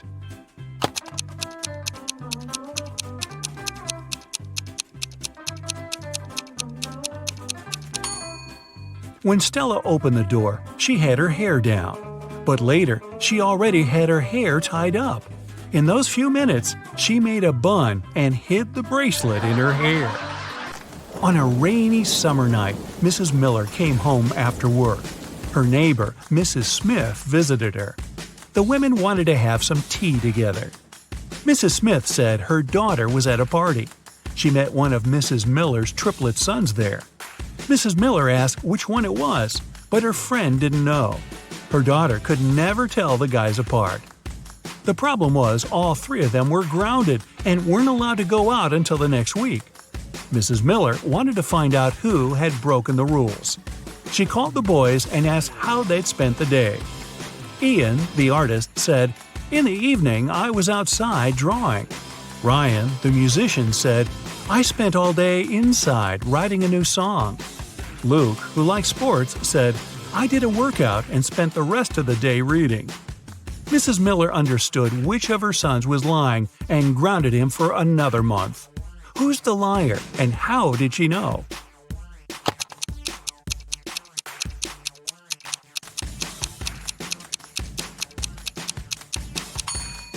Ian lied. He said he'd been drawing outside, but it was raining. Another day, another walk in the forest, and Esme got lost again. And still, she managed to find the way to the witch's house. This time, the woman had another task for Esme. The witch gave Esme a candy bar and a knife. She was going to perform 7 tricks. After each of them, Esme had to give her 1/7 of the bar. But there was a catch. The knife was magical and could only make 2 cuts. It was also impossible to break the bar or cut it without the knife. How did Esme fulfill these conditions and return home?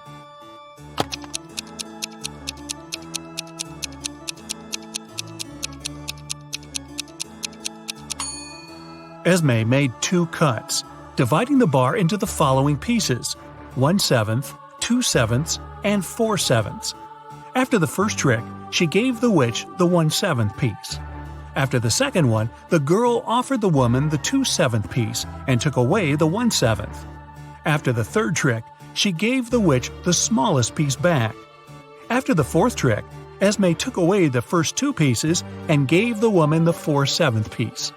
Then she gave her the smallest piece again. After the sixth trick, the girl took away the 1/7 and gave the witch the 2/7 piece. And after the last trick, she gave the woman the smallest part of the bar again. Bonus question. Hey, if Esme is so smart, how come she keeps getting trapped in the forest? I have no answer.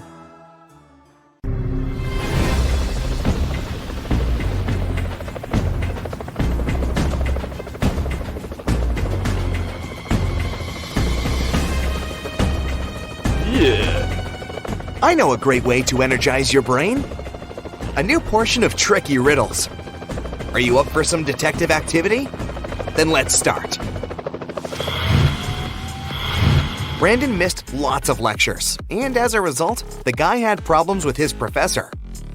The man agreed to give the student a second chance, but only if he fulfilled the task the professor had for him. I'll give you 1 glass of milk and 1 glass of water. You'll need to pour the 2 liquids into a bowl, but you should be able to separate the milk from the water later. And you can't use any kind of dividers. Brandon spent several hours mulling over the problem and cracked this riddle. What did he do?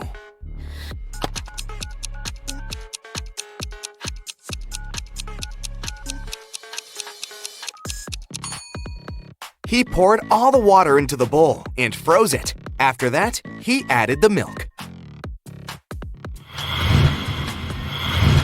You lose your friends in a crowd. You spend half an hour looking for them.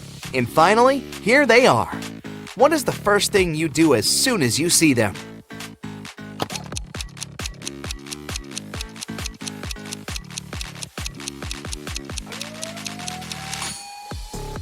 You stop searching. Can you figure out what this rebus puzzle means? Give. Give. Give. Give.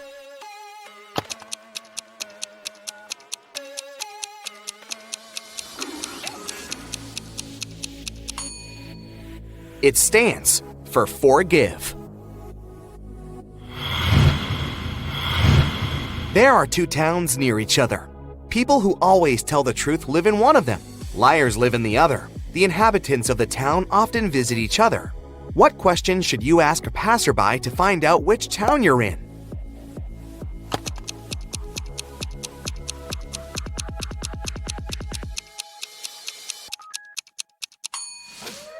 Ask them, are you a guest here? If they answer yes, you're in the town of liars. If they say no, you're in the town where honest people live. Look at these ladies. One of them has stolen a watermelon. Can you figure out which one it is?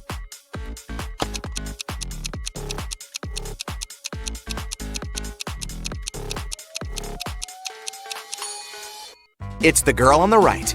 Her navel isn't visible, even though she's wearing a rather tight dress. Her belly must be fake. Oh no, Mary is crying. But why? Do you know the reason?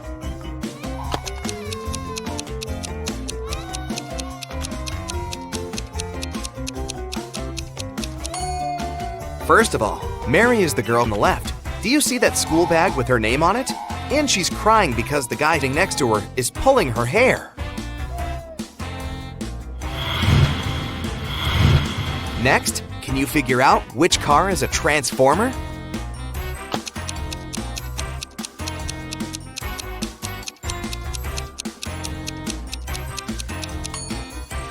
Right you are. It's this one.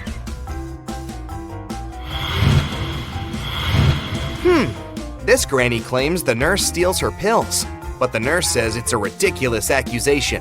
Who's lying?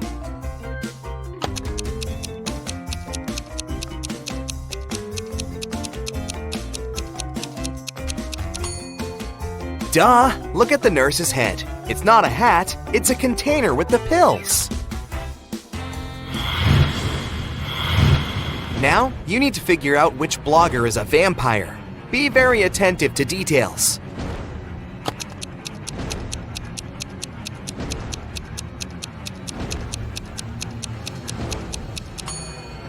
Even though the girl wearing all black looks sinister, the vampire is the girl on the right. Look, the lamp is turned on. But unlike the girl on the left, the vampire has no shadow. Olivia's husband was a hunter. Once he went on a hunting trip for 3 days, but when he came back home, he brought nothing. The next day, Olivia went to a cafe with several friends. They shared their latest news. Donna said, "I just bought a new apartment."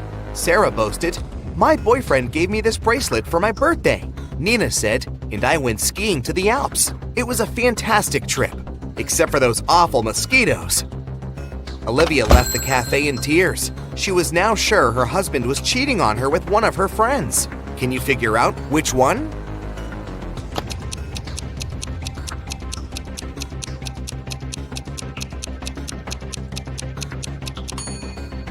It's Nina. For one thing, getting bitten by mosquitoes in the Alps while skiing? Really? Plus, the bites on her face and body match those Olivia's husband has. They must have been together. Someone stole a rare diamond from Mr. Lauren's house. The police suspected Jack, a notorious burglar. A detective immediately went to his house. But when Jack found out the man didn't have a search warrant, he didn't let him in. In an hour, the police arrived again, this time with a warrant. They searched the entire house but found nothing. They were ready to leave when one of the police officers exclaimed, "I know where the diamond is!" Have you figured it out too?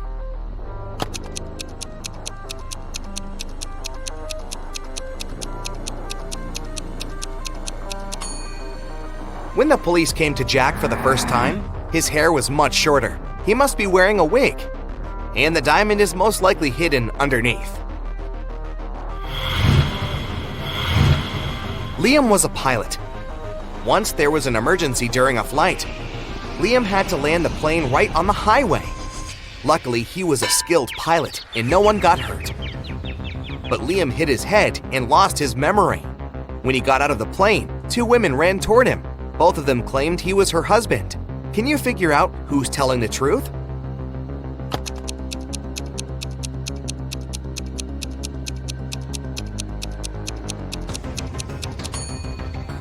The woman on the left is a robot. Look, there's a USB port in her neck. A large ocean liner got shipwrecked, and only 5 people survived. They reached an uninhabited island. They were worn out, hungry, and thirsty.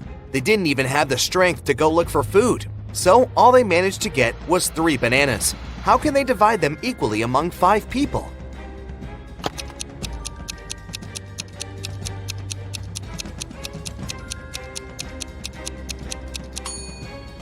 They should cut each banana into 5 pieces. Then each of them will get 3 pieces. Problem solved. Patrick called the police at night. He claimed he had been robbed. When the police arrived, he told them his story. "I was sleeping in my bedroom when some noise coming from the living room woke me up. I rushed there and saw a short man in a mask. When he noticed me, he opened the back door and ran away. He must have got in through the window. He took all my money." The police officers didn't believe Patrick. Why?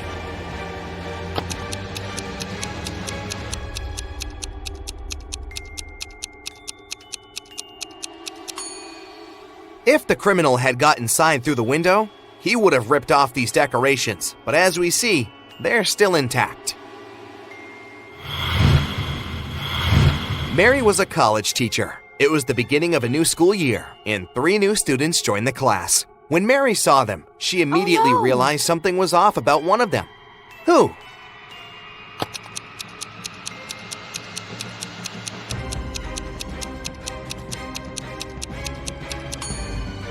It's the guy in the middle. He doesn't have a shadow.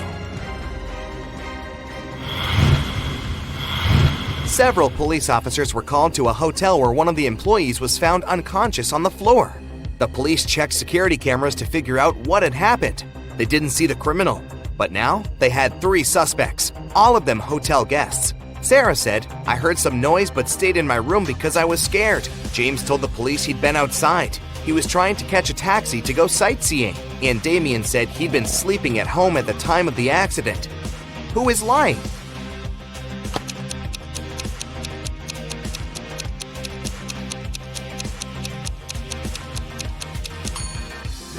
Damien.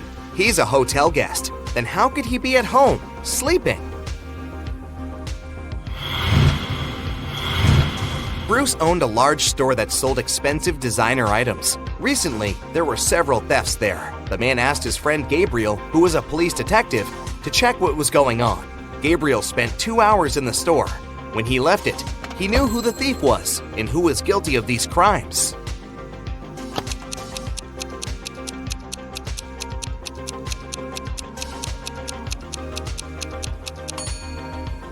Look, the thief is the detective himself. He has stolen a pair of costly sunglasses to prove that the store security is very bad. That's the reason for so many thefts. A mad scientist caught Kevin and locked him in a small room. There were no windows and the door was locked. But there was a note on the table. It was from the scientist. JFMAM. JASOND. Guess the missing letter, and I'll let you free.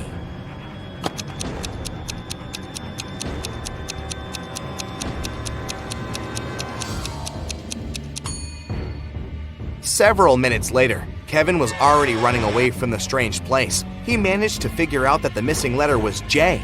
Those were the first letters of the months of the year, from January to December. In the sixth letter, J, stood for June. Patrick shaves every day, but every morning, he finds his beard to be just as long as it was the day before.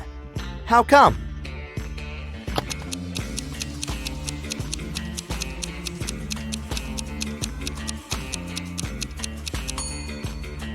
Patrick is a barber. He shaves other people.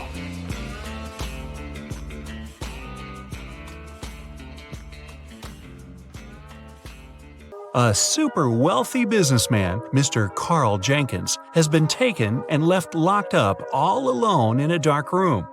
His phone's almost run out of charge, so he can only write one message. He knows that someone might spy on his phone, so he decided to write a message with a code to a high school friend, John Smith, who runs a detective agency. He remembered that in high school, they would cipher messages to each other, so he used the same technique. The message was this. Can you guess what it means?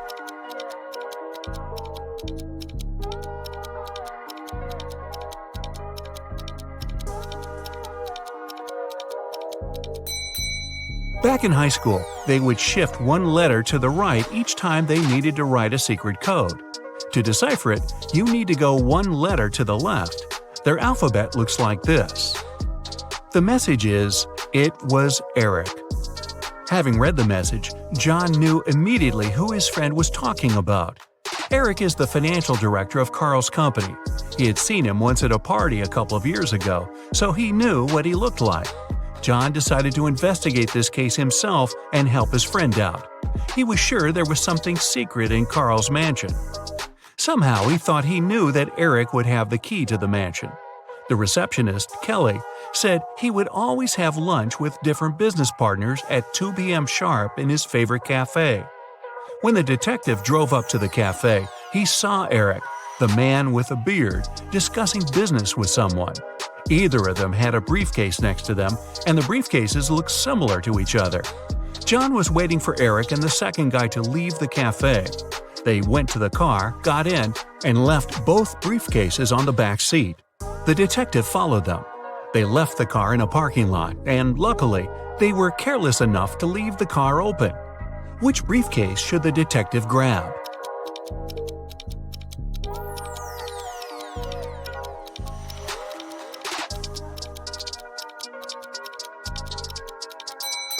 The one that looks brand new. While they were walking to the car, the detective spotted a few scratches on the second man's briefcase. Both briefcases were locked with a cipher. Not to make the whole thing suspicious, the detective decided not to take it and cracked the code right in the car. Can you help him open the briefcase?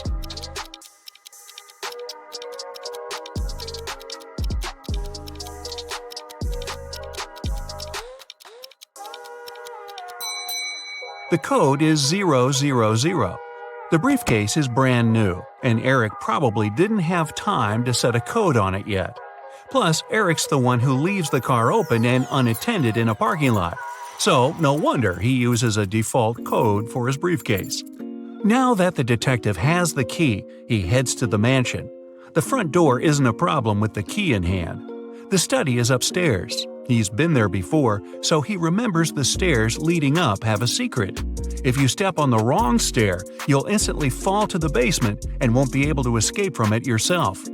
What step should John mind?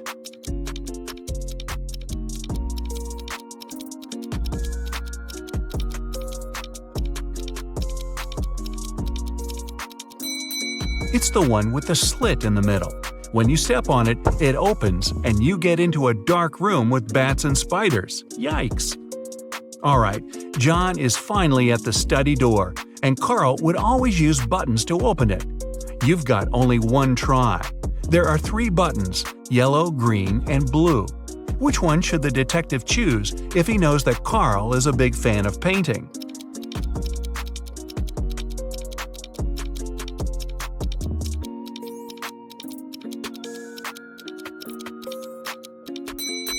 A combination of blue and yellow gives green. So the door opens. Green light for our detective. He finally reaches the safe with top-secret documents that could help him find out the truth. Obviously, just like any other safe, it's locked with a code. It also has a warning. You can enter the code only once. If you hit the wrong code, the safe locks up forever. He's looking around for a hint, and voila! John is right. On the desk, he sees a note. It says "Secret Code" and has a combination of 3 digits, 3, something, and 1. The digit in the middle can't be seen since there's an ink stain right on it. Can you crack the code with one attempt only?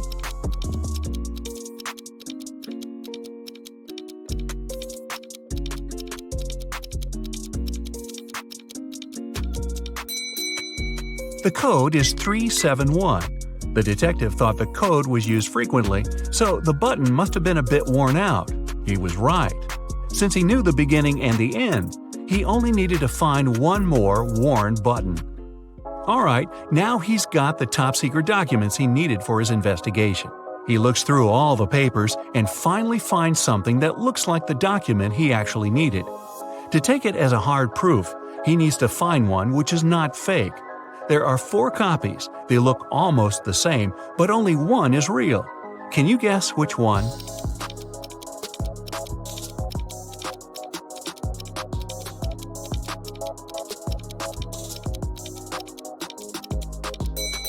It's the one in the upper left corner.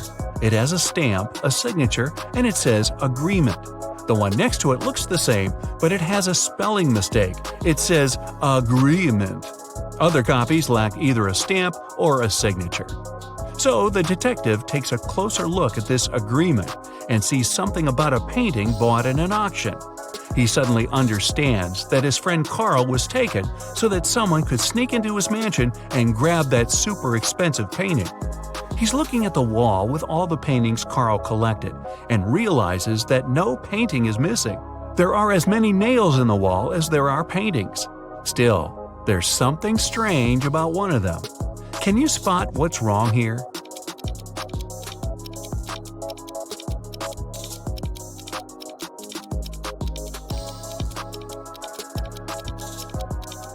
Even though all the paintings are present, there's one that lacks a frame. According to the agreement, the painting has been recently bought, and an art dealer helped Carl pick it. The expert was an honest man, and he helped Carl make sure all the other paintings in his collection were real. This time, the painting turned out to be nothing but a copy. Why did the expert suggest that Carl buy it?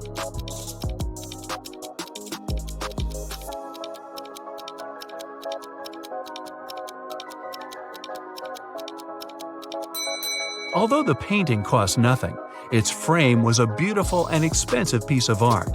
The one who grabbed it definitely knew that. Now it's all clear. John has to find both Carl and the precious frame. He goes outside, trying to deduce where the person who took Carl went. Carl is looking at all the tracks on the ground. He needs to follow one of them to understand where to look for Carl. Where should he go?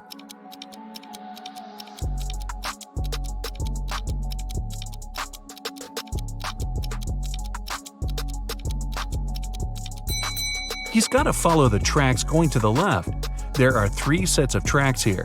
The first belonged to John's car. The second set belongs to a 2-wheel vehicle, and since the tracks are really thin, they were left by a bike. It seems impossible to take someone somewhere on a bike, so these must belong to a mail carrier who comes every day to bring the letters. The last set of tracks definitely belongs to a large car, so John should follow it. He's lucky and there are no turns, so he's just going straight. Half an hour later, he sees something like a castle. He drives up to it and he sees 3 moats in front of him.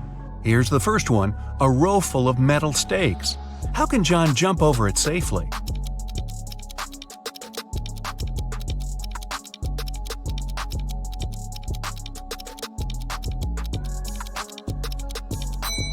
There's a small hot air balloon nearby.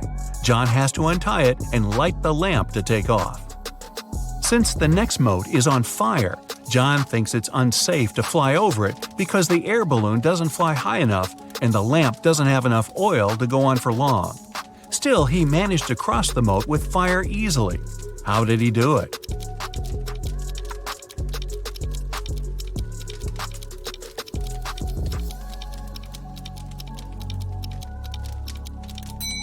He took the sand from the air balloon's ballast and sprinkled it on the fire, extinguishing it. The last moat was filled with scalding hot lava. It took John some time to figure out how to cross it, but he managed to do it safely. How?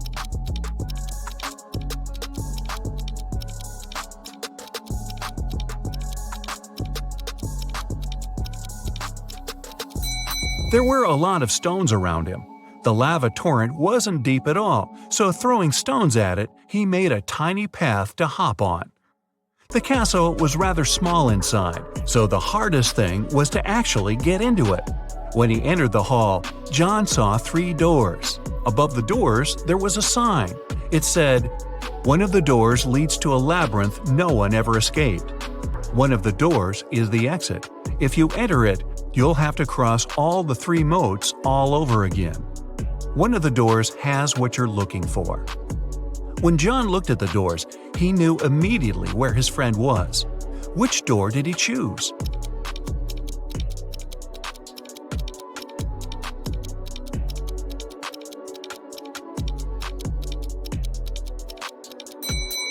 The handles were made of shiny metal, which looks cool but gathers all the fingerprints. The only door with fingerprints is the one on the left. John opens the door and sees his friend. Carl rushes out of that dark room, and while heading to the exit, they spot a few frames. Which one is Carl's?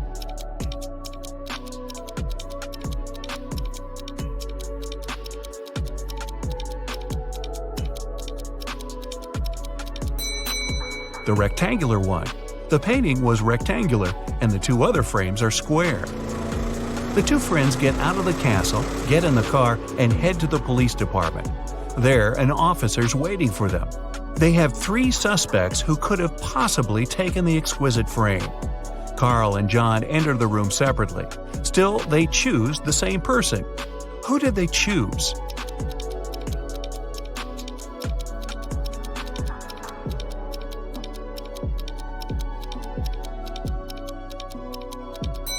The man on the right. Carl chooses him because it's the art expert. John chooses him because he saw him with Carl having lunch. Wow, seems like this expert's not going to work with Carl ever again.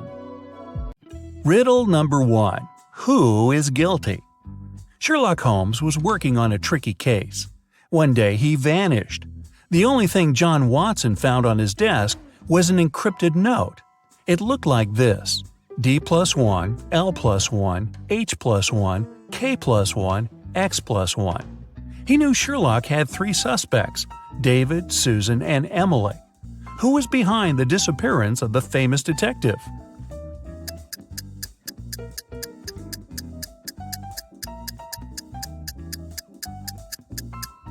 John Watson cracked the code.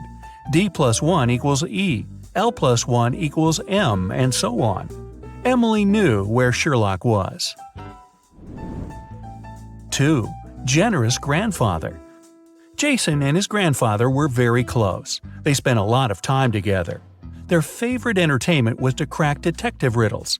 Unfortunately, the elderly man passed away unexpectedly.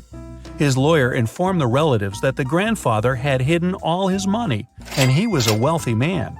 The one who would find it would get all the inheritance. Jason realized the grandfather wanted him to get everything. He ran to his office and soon found out where to look for the money. Can you figure it out?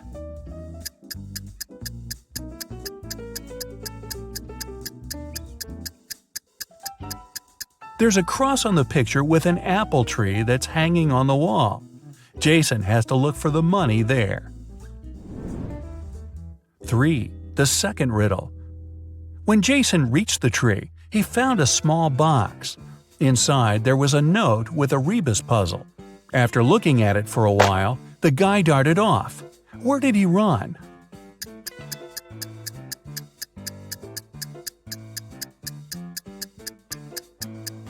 The rebus says back door. That's where Jason headed. There, under the stairs, he found another box with a key to a bank safe deposit box inside. 4. East and West. The king's two most trusted bodyguards created a method of keeping their boss safe. With the monarch between them, they were going to stand looking in the opposite directions. One would face the west and the other the east. At the same time, without using any reflective surfaces, they would both see the king clearly. How would they do it?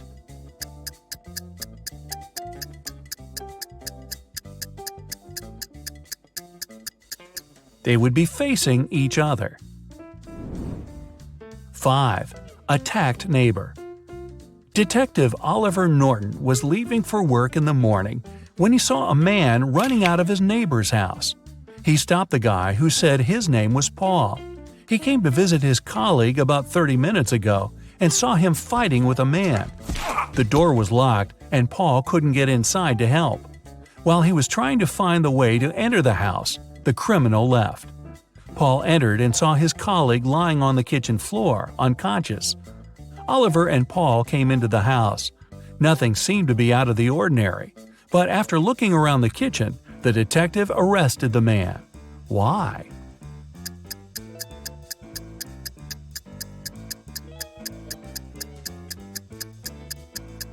Paul was the one to attack Oliver's neighbor. If his words had been true, fried eggs would have been burned after 30 minutes of cooking. 6. Diving disaster. You're a scuba diver who's exploring the seafloor on your own. After visiting one cave after another, you find out you've lost your way. You start panicking because you have barely enough oxygen to make it back to the surface. Suddenly, you see the cave you're in has 3 exits, but one of them is guarded by 3 giant jellyfish, the second by electric eels, and in the third opening, there are huge whale sharks. Which passage should you opt for?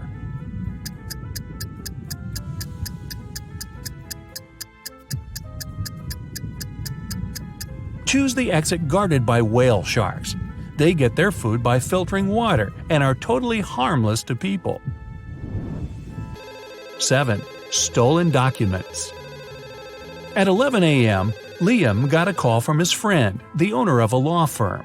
The man was in distress. A very important document had disappeared from his office. It had been on the desk the evening before, but nowhere to be found in the morning. Liam immediately went there to question the employees. In no time, he had 3 suspects. Elijah said he had spent the previous evening at the movies. Mason had taken his girlfriend to dinner, and Evelyn had visited an art gallery. It didn't take Liam long to understand who was lying.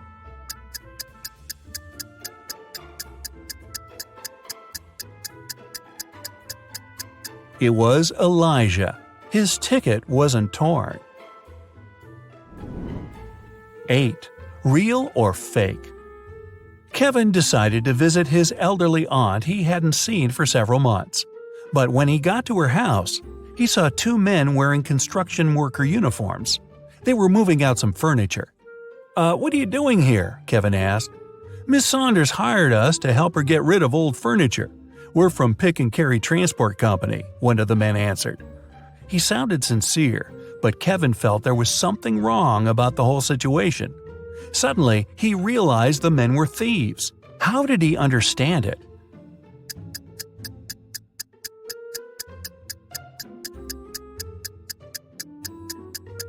There was no company van near the aunt's house, just a dark car with tinted windows.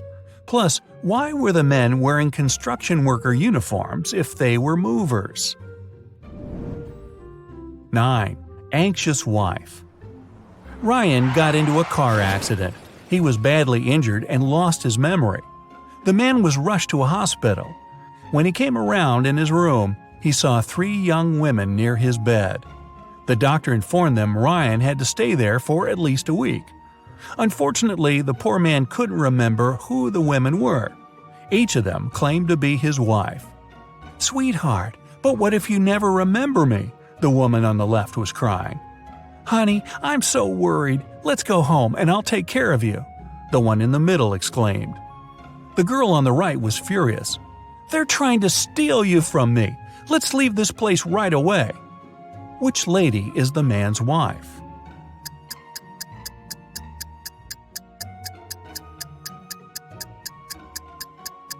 The woman on the left was crying. She's the only one who's worried. The other two want to take Ryan away from the hospital, but he's injured and needs medical care. 10. Gas station accident. Brian was driving home late in the evening when he noticed he was running out of gas. He stopped by at a gas station to fill the gas tank and buy some snacks. When he came up to the employee to pay, she told him $5.05.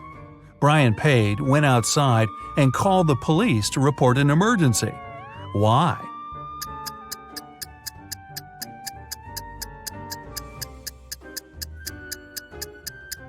The cash register showed $18.35, but the cashier said $5.05, which looks like SOS. 11. Trapped in a well. Eric was a famous detective.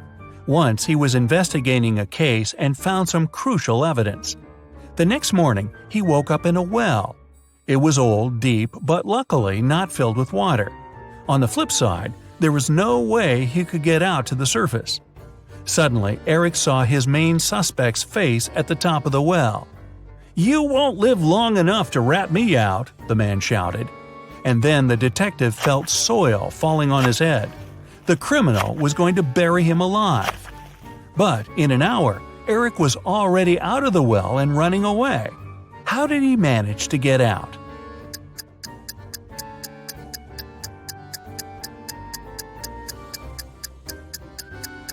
The detective started to shake off and tamp down the soil that was falling into the well. He was getting closer and closer to the surface until he managed to jump out and run away.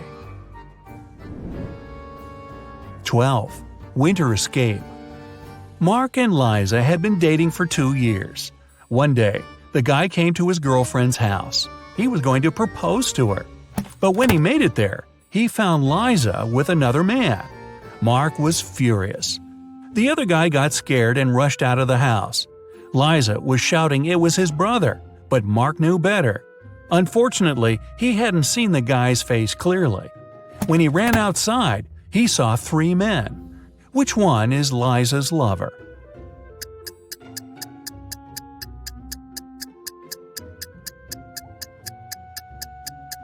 It's the guy on the left. It's freezing outside, and the other 2 guys have red cheeks and noses. But the third guy's face is pale because he just left a warm house. 13. A bus driver. A bus driver is heading down the road from Los Angeles to Las Vegas. It's been a long day and he's worn out. He yawns several times and ignores a stop sign. A police car is passing by right at this moment. The officers inside see the driver turning the wrong way onto a one-way street, but they don't arrest him. Why?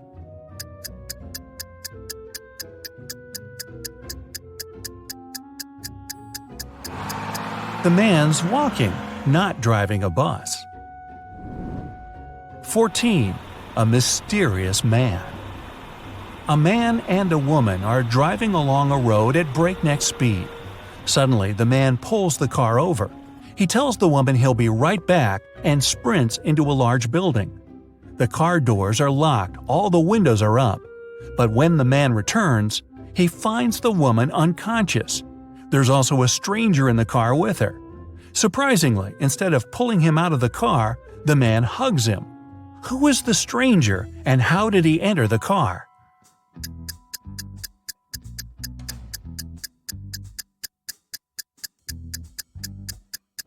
The woman was in labor, and the man was driving her to a hospital. By the time he returned with a doctor, the woman had already given birth and passed out from exhaustion. The stranger in the car was the man's son. Well, that's a happy ending. So Charles found himself locked in a small room. He didn't know what had happened. Just then, he saw a door. He approached it and tried to open it, but it was locked. There were 3 buttons. On one button there was a circle, on the second one a triangle, on the third a square. Charles didn't know which one would unlock the door. Luckily, though, there was a note. It said 1248. Which button should he press to get out?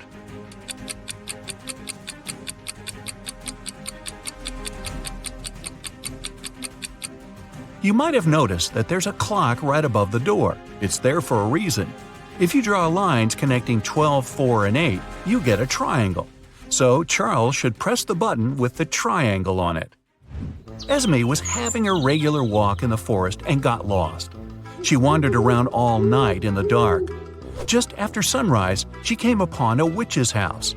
She had nowhere else to go, so she walked in and asked the witch to send her home. The witch agreed, but it wasn't going to be that easy. 3 magical doors appeared, and Esme had to decide which one to go through. Behind the first door, nothing but a deep pit. Behind the second door was a shower of toxic liquid. Behind the third door was an open space with a vampire waiting for her. Which way should Esme go?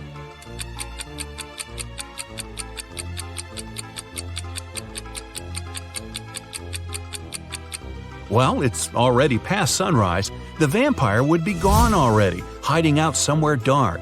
Esme should pick the third door. Maybe Esme could have just jumped over the pit. What do you think? Take a look at these pictures. Which blogger is richer?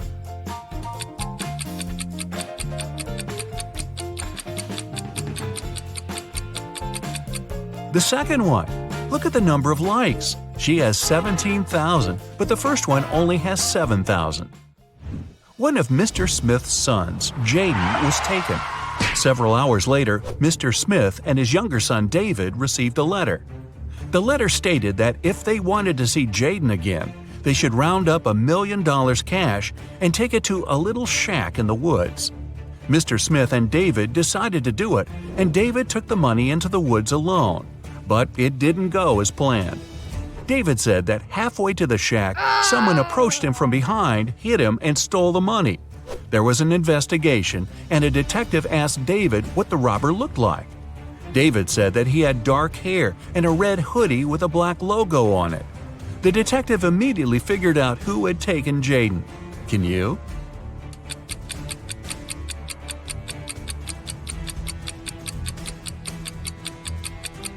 It was David.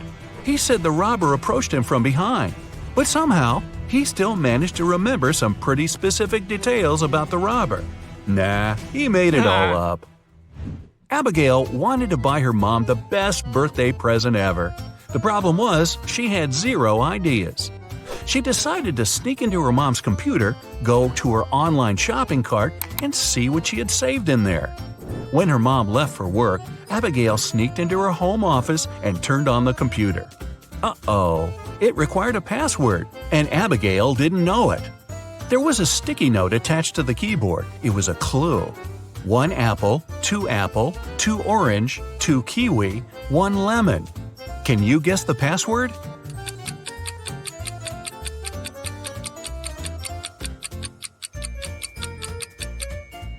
Each number represents 1 letter of the word.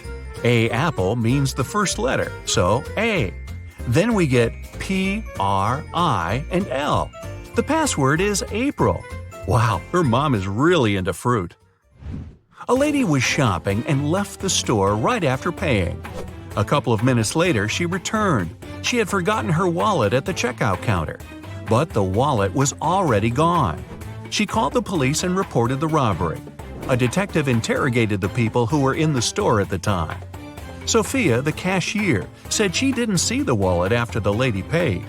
Robert, a pilot who happened to be shopping there, said he didn't even see the wallet. He didn't have his glasses on. Mark, a landscaper, said he was in a different part of the store, so he didn't see anything. So, who stole the wallet?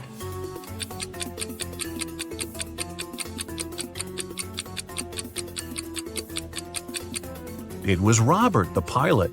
He looks pretty blind without his glasses, so he's definitely not a pilot. Why would he lie about that? Unless… Amelia's brother, Neil, was a crazy scientist. In the past year, he'd been working on a time machine. One day, he ran into Amelia's room and screamed. He'd done it! He'd invented a time machine and it totally worked. He said he had already tested it. He managed to talk to William Shakespeare, Princess Diana, and Sherlock Holmes. Amelia didn't believe him at all. Why was she so sure about it?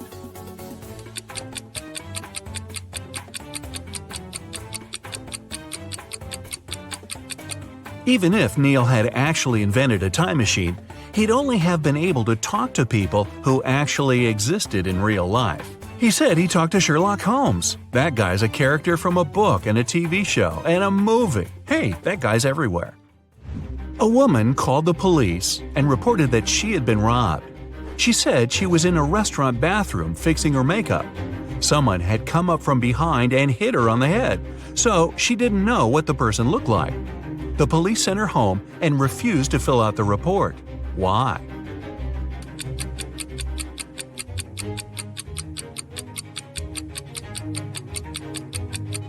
The woman was fixing her makeup, so she must have been looking in the mirror.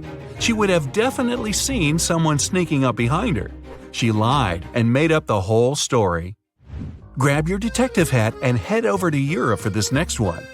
Bill was traveling from Paris to Berlin by train. When the train got to Berlin, Bill wasn't on it. His friend reported him missing.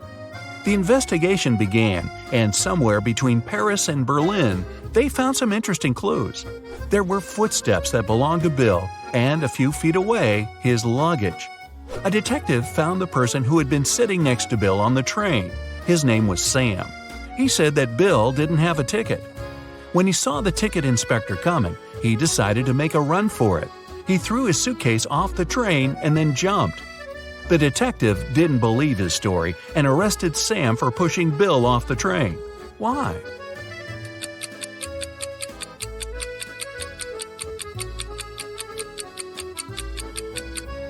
Look at the direction the train was going. If Sam's story was true, the suitcase should be behind Bill's footsteps, not in front. Sam pushed Bill off the train, then threw his luggage off after.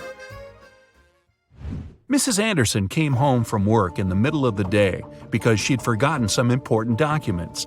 When she went to the bedroom, she saw her husband lying on the bed. There was a paramedic beside him. Mr. Anderson was unconscious, and the doctor explained that he had been poisoned. Luckily, he had had time to call a paramedic before passing out. Mrs. Anderson immediately blocked off the door and called the police. She said there was a fake paramedic in her house who had poisoned her husband. How did she know?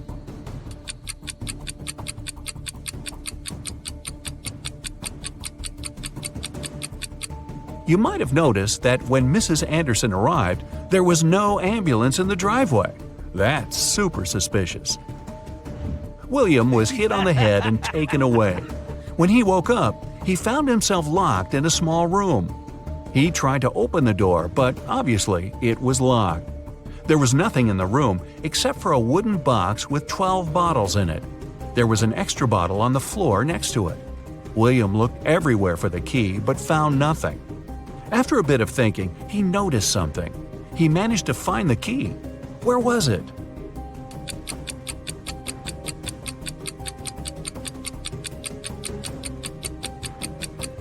Look at the bottle on the floor. It's exactly the same as the others, but for some reason, it's a bit lower.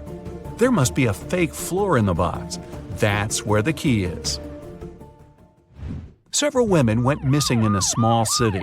The police searched for months, but they couldn't find any trace of them. One day, a detective got lucky. He saw a hooded figure who matched their description, followed it, and found the place where they were being kept hostage. But when he busted in, there were just 3 women. They all said that they had been locked in this small room, but the detective knew that one of them wasn't a victim at all. The first woman said her name was Emery. She had spent around a year in that room. The second woman, Aria, said she had been there about 6 months. The third woman said her name was Brielle and that she had been locked up in there for about 2 months. Can you tell who's lying?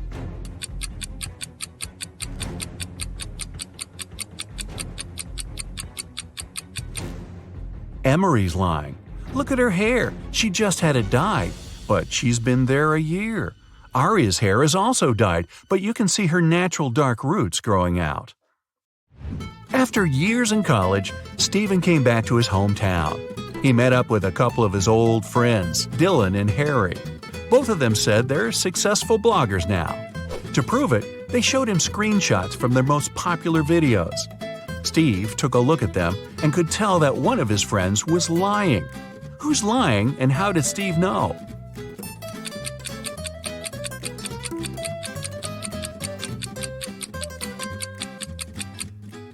Harry's lying.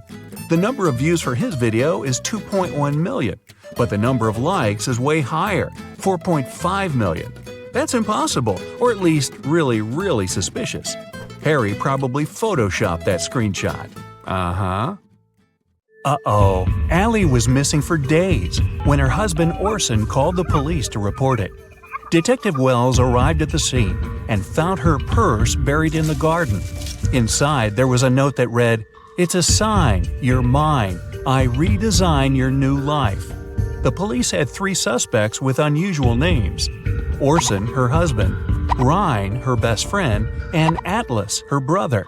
Who took Allie?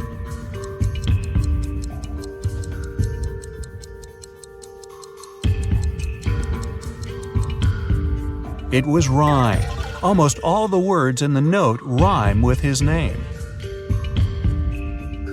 While driving in a storm, John saw 3 people standing in the rain at the bus stop, but he only had 1 seat available in his car. Who gets the ride? His childhood friend, an old lady that looks like she's freezing, or his wife?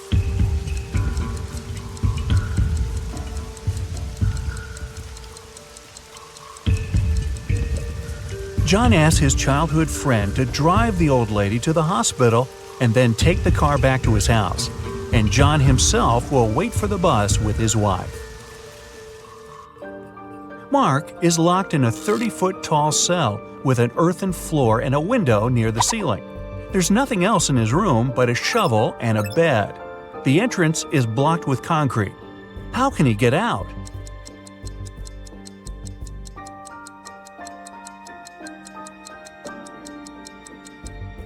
Mark can shovel the soil to the wall underneath the window and climb out. Detective Jones was called one day by Border Control about a suspicious pickup truck. Every day, the vehicle went back and forth between 2 countries with a large sack in the back of its truck bed. When the detective opened the sack, it was filled with sand. What was the driver smuggling?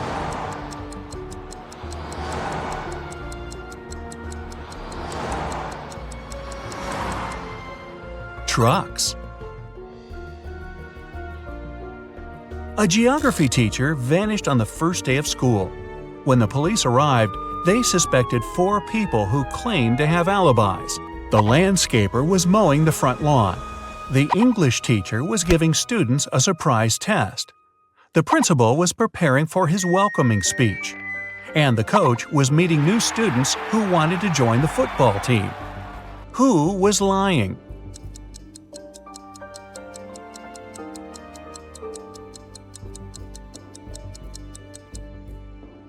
The English teacher, of course! Students don't get surprise tests on the first day. Well, maybe not at this school. A crazy scientist took 10 people into his lab to check their intelligence. He gave everyone 2 pills and a glass of water. He told them, 1 pill is a placebo and the other is poison. Whichever you take, I'll take. But somehow everyone ended up unconscious after the trial except for the scientist. How did he do it?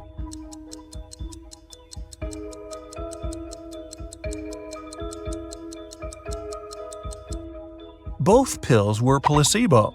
The poison was in the water. Shane and Mia went to Japan for their honeymoon. Only Shane came back, and Mia's family called the best detective in town. What should be the detective's first move? Inspect Shane's suitcase. Inspect Shane's house. Call the travel agency Shane and Mia used.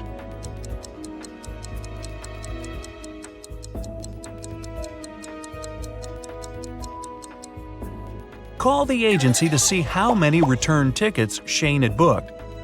He's a suspect, and he shouldn't know the police are investigating him to avoid losing the evidence. Someone knocked on Amy's hotel room door. When she opened it, she saw a mysterious man. He apologized and said he'd mistaken Amy's room for his. When he left, Amy called the police. Why?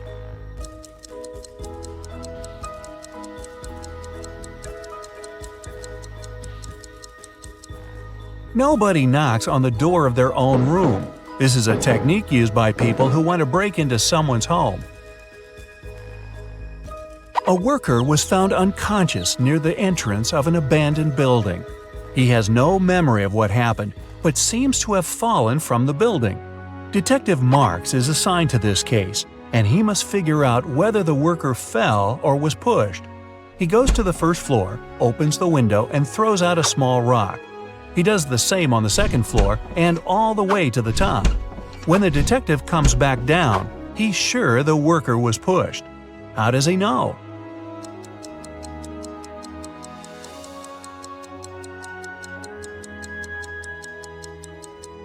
He had to open windows on all floors to throw out rocks. This was an abandoned building, and someone closed the window right after pushing the worker. James ordered a coffee from his local bakery, put in some sugar, but then noticed a fly in his cup. He told the staff member, and they took back the coffee and brought him a new one. But when he got a sip, he got angry. Why?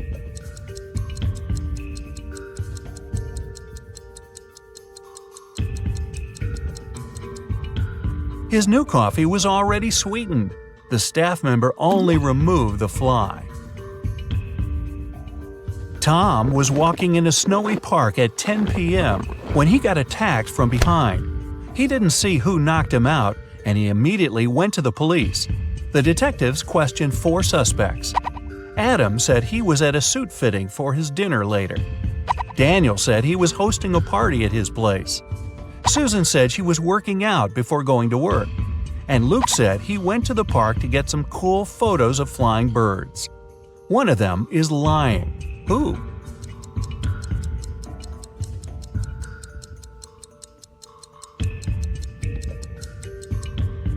It's Luke. It's next to impossible to see birds at night in winter. Right before the final soccer match, the team's goalkeeper went missing. The police arrived and they had 3 suspects from the rival team. Mike said he was signing autographs for his friends. Jake said he had broken his ankle and he was getting a massage. John was training at the gym before the match. The police immediately knew who did it.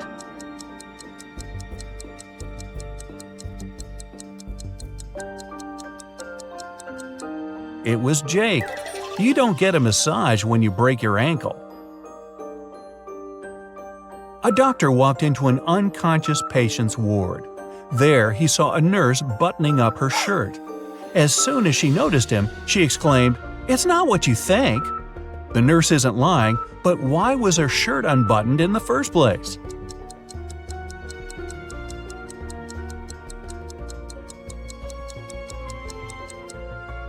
She got locked out of the changing room and knew that the patient was unconscious, so she went to his ward to change into her uniform. Yeah, I believe her. A group of 6 friends decided to check out an abandoned house in their neighborhood. When they arrived, Mark, one of the group, warned his friends not to go in. But all of them ignored him and walked in anyway. Mark stayed outside, but his friends never came out. What did he see that stopped him from going into the house?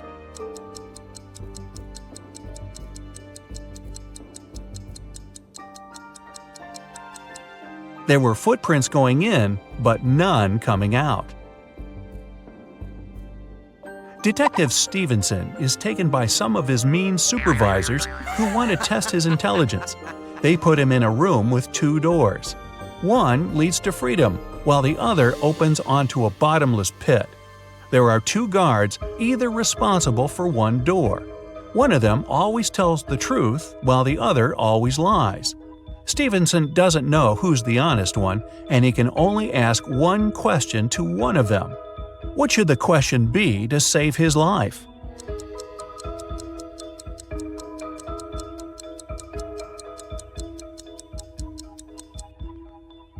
If I ask the security guard next to you which door leads to freedom, what will he say? The honest guard will say that the liar will point to the dangerous door. The liar will point to that one too.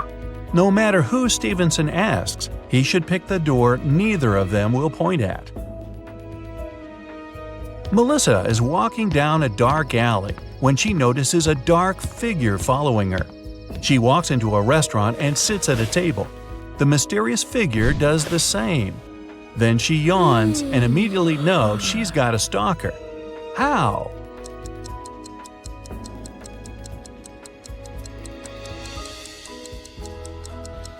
When she looked up, the mysterious figure was also yawning. It means they had been watching her. The director of a large company was found unconscious in his office. The police showed up, saw the messy office, and realized that a fight had gone down. They went to his secretary and asked to see the list of visitors that day. Immediately, they knew who did it. How?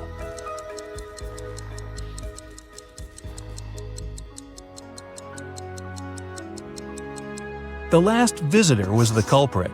During the fight, the wall clock also stopped because it got hit. It showed the exact time the last appointment took place. Sarah wanted to get some money from her brother for a house. She couldn't tell him the truth and asked him for an expensive gift. After a week, her brother gave her a glamorous tiara. Then she went to her second brother, asked for money, but he gave her jewelry. Still, she's got both money and jewelry. How is it possible?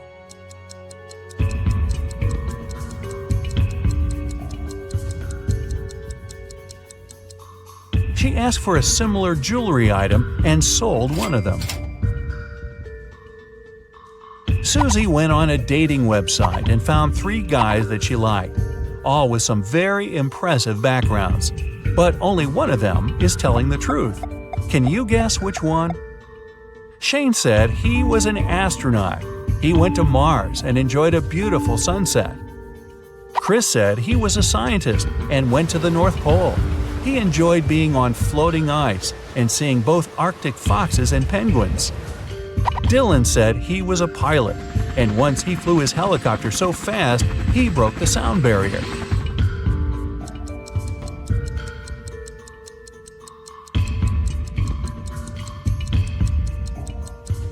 Shane is telling the truth. The sunset on Mars is blue. There are no penguins in the North Pole, and helicopters can't travel faster than the speed of sound. Oh, and yes, we'll also ignore the fact that no one's been to Mars yet. Susie also thinks Shane has beautiful eyes, so who are we to disrupt this love connection? A tragedy in the artist's house. Ryan was a famous artist. Unfortunately, when he was 60, he had an accident that left him blind. The man hired 3 people to help him: Jason, the driver, Laura, the housekeeper, and Timothy. He looked after the garden. One afternoon, Timothy went to talk to Ryan and found the artist on the floor. Someone had attacked him. The police arrived to investigate. Jason told him he and Ryan had had a great time in the morning playing computer games. Then he left to pick up Ryan's daughter from the airport. Laura said she'd spent all day in the kitchen cooking dinner. And Timothy said that before finding Ryan, he had been at the market choosing new fruit trees for the garden. Who is behind the attack?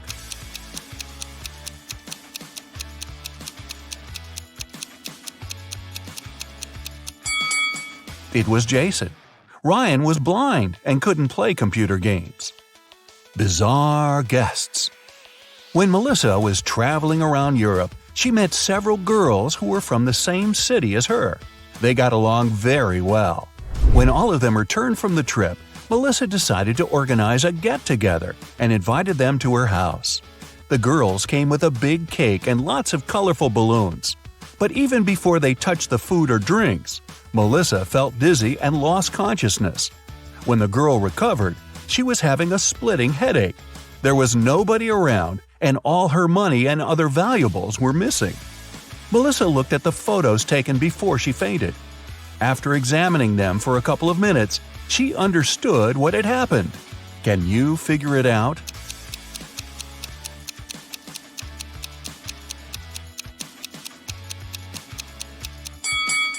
There was sleeping gas in the balloons. The other girls must have put on face masks not to be affected by the gas. When Melissa lost consciousness, they took all her expensive stuff and left.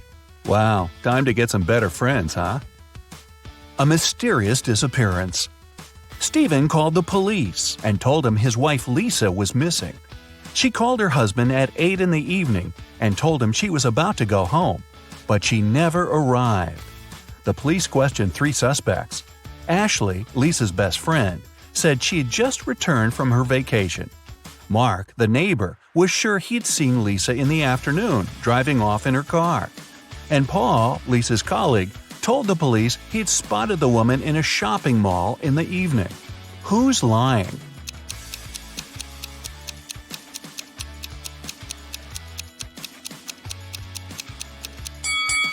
Paul knows something about Lisa's whereabouts. The woman wasn't in the shopping mall that night. She was at a movie theater. A call to the police. Amanda was going through a deserted park when someone hit her on the head. When she recovered, her bag, along with her phone, money, and documents, were gone. There were no people around but for one elderly lady. Amanda rushed toward her, explained the situation, and asked to call the police. The lady told her not to worry and started to press 911 on her phone.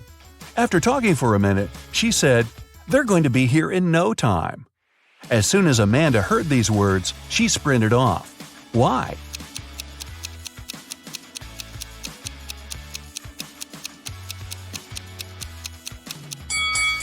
Amanda saw the lady's phone didn't have any signal. Then how could she call the police? A suspicious senior citizen. A date. Betty was on cloud 9 after 2 guys asked her out. But she felt she couldn't give hope to both of them. She had to choose one. Stephen was her secret crush. From a rich family, handsome and smart. She'd been dreaming about him for a year. John was a good guy too. She knew for sure he was kind and funny. The girl was at a loss. Which one should she pick? Any ideas?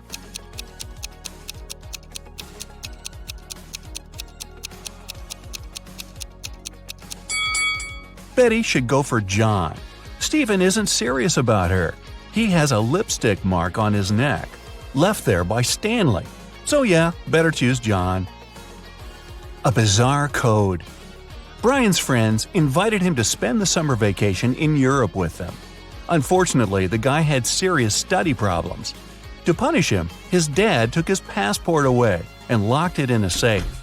The only way for Brian to get his documents and have some fun was to crack the code. Yeah, we still don't want to crack the books, huh? When he sneaked into his dad's study, he saw a piece of paper stuck to the safe. There were 3 drawings on it: a rose, a rainbow, a calico cat, and a banana. Brian thought for a while and then pressed 4 numbers. The code was correct and the safe opened. Which numbers were they?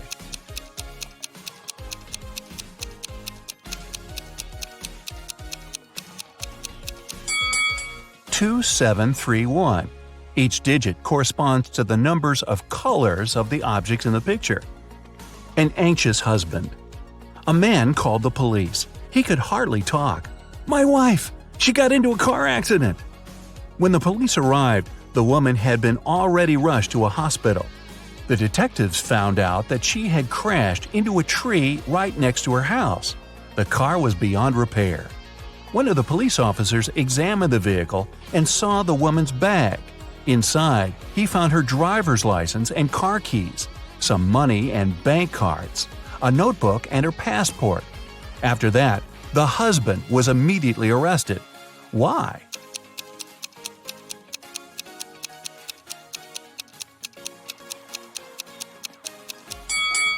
How could the woman's car key be in her bag if she was driving? That's a good question. Find the thief. Detective Lawrence was walking along the street when he heard someone screaming. He rushed over there and saw a teenager crying. What happened? I was talking to my friend when someone grabbed my phone and pushed me to the ground.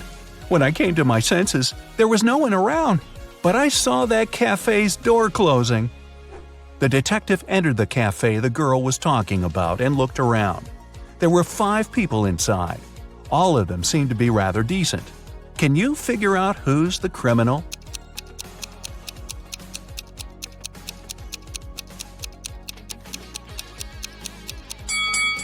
It's the man near the coffee machine. His drink is still steaming. It means he just bought it. A crime in the neighborhood. One day, Mr. Martin called the police. His car was stolen right from the street outside his house. The detective questioned 3 suspects. Eric, a teenager who lived next door, said he had been at school and had seen nothing suspicious. Amy, a young artist renting a house across the street, had been too engrossed in her work to pay attention to her surroundings. But Mr. Brandon, an elderly man whose house was next to Amy's, accused Eric of taking the car. Mr. Brandon was having his breakfast when he saw the teenager get into the vehicle and drive off. Strangely, after his words, the police officers arrested the elderly man. Why?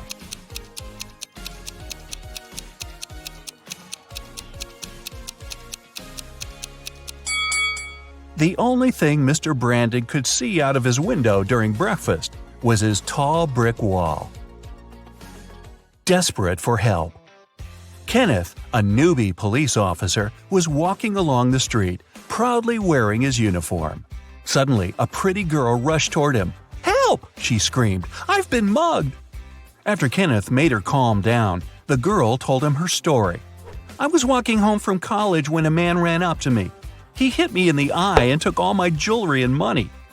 When Kenneth heard this, he immediately realized the girl was lying. How?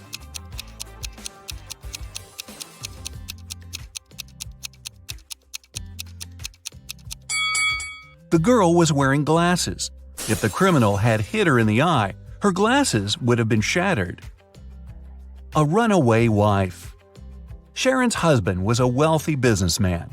He never had time for his wife. One day, the young woman had enough. She took some money and ran away. She knew it wouldn't be difficult for her husband to find her. That's why she tried to be as discreet as possible. The next hotel where she checked in was good, but nothing special. She hardly had enough time to unpack her things when someone knocked on the door. The man said he was from the reception. But when Sharon opened the door, she realized her husband's people had found her. How did she figure it out?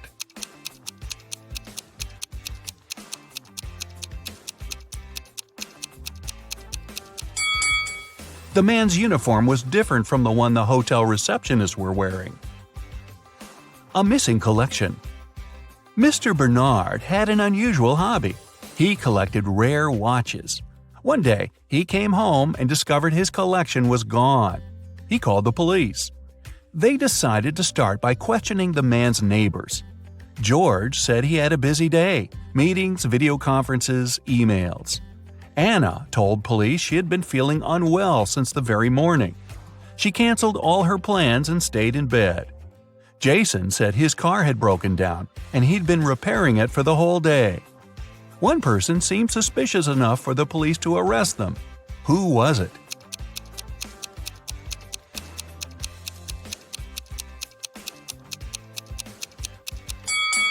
Anna was lying. Look at her, all dressed up, wearing accessories and makeup.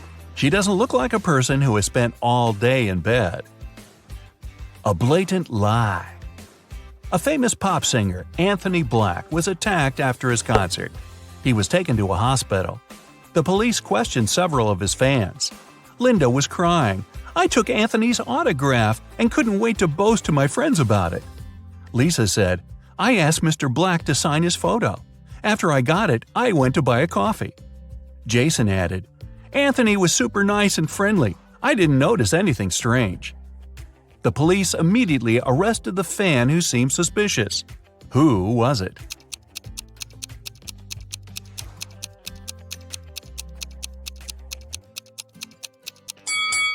It was Lisa. The autograph in the photo looks different from the singer's real signature. In a city's museum, an expensive golden egg covered in diamonds went missing. The museum workers noticed it in the morning and, of course, they immediately reported the theft to the police.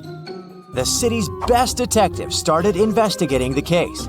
She carefully looked through the footage and identified 3 main suspects. Then she saw a handprint on the glass the egg was placed behind.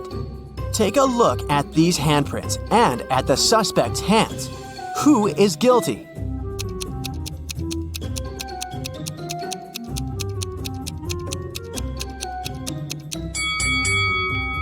It's this person right here.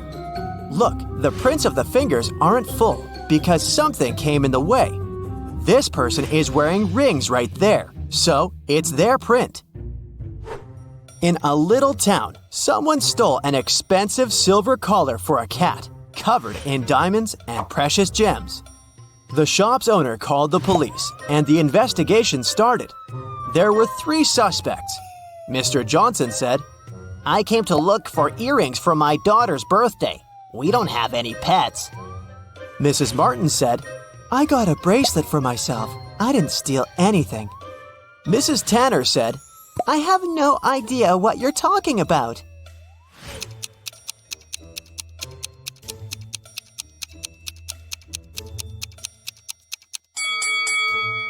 The thief is Mr. Johnson.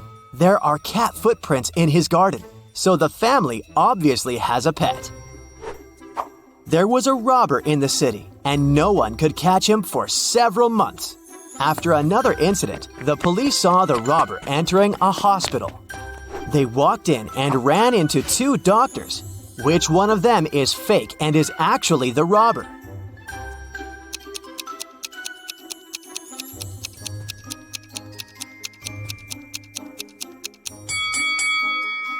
It's this guy, the one who's wearing headphones instead of the stethoscope. Mrs. Stevens went on a 3-month vacation, but had her workers coming regularly to maintain the house. When she returned, she realized that one of the workers was skipping quite a bit of work once in a while, going on an unplanned vacation themselves. Who was it? A gardener who takes care of the outside garden, a housekeeper who takes care of everything in the house, or a painter who is coming to paint her house.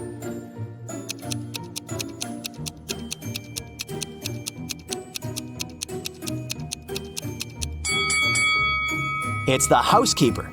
Look, the houseplants dried out. Seems like he skipped a couple of weeks of work and probably only cleaned the house right before Mrs. Stevens returned. Do you think you can figure out who the bride of this man is?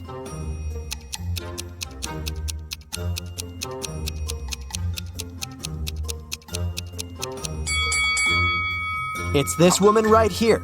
Look, she has the same tattoo as this guy.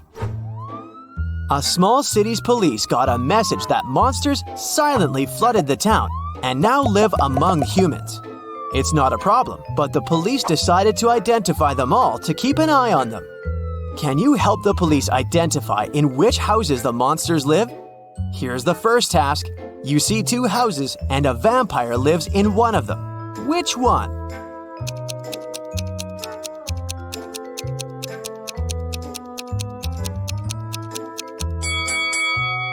It must be this house, the dark one where the blinds are closed on all the windows. Vampires don't like sunlight. Okay, the next task is to find the house of a mummy. Here are 2 possible options. Which house does the mummy live in?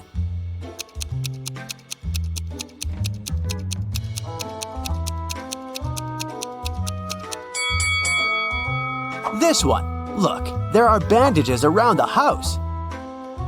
The next creature whose residence we need to identify is a gnome. Take a look inside 2 houses. Can you tell where the gnome lives?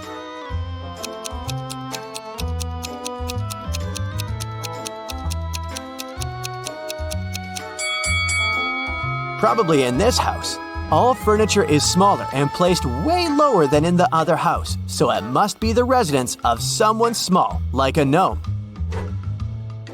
Now, we need to find the house of a centaur. Take a close look at both houses. Can you identify the one?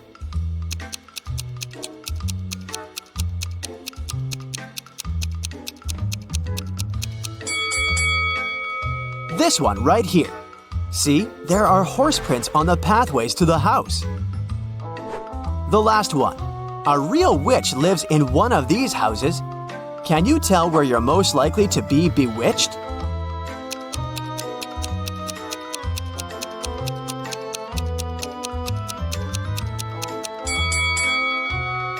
Did you notice this cute black cat? That's a famous witch sidekick, so my bet is on this house. On a cold January night, Delaney was found unconscious in the cloakroom when her best friend Jane came looking for her. She was at a house party with a bunch of college students. The police interrogated several students, asking where they were around the time of the accident. Allison said, "I was upstairs all the time, dancing with my friends."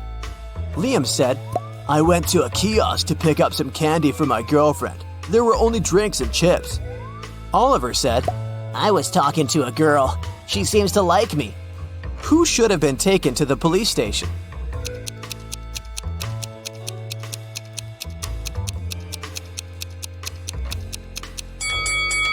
Liam. It's a cold night, and he would need a jacket to go to a kiosk. And if he needed a jacket, he would go into the cloakroom to get it, and would have found Delaney instead of Jane. So either he lied or walked past an unconscious girl. Ronan Collins, a successful businessman, went missing. His family reported it to the police. The main suspect was Ronan's business partner, Jennifer.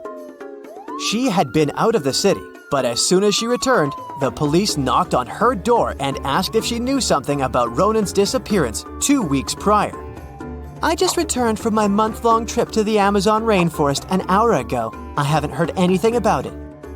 The detective didn't believe her right away and took her to the station for further investigation. Why?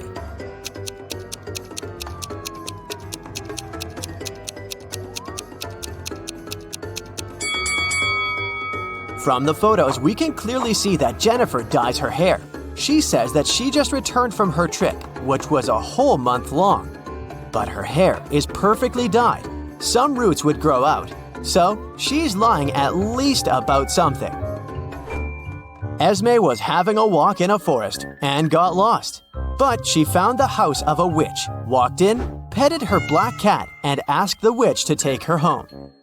The witch was busy operating on a frog, a rat, and a crow.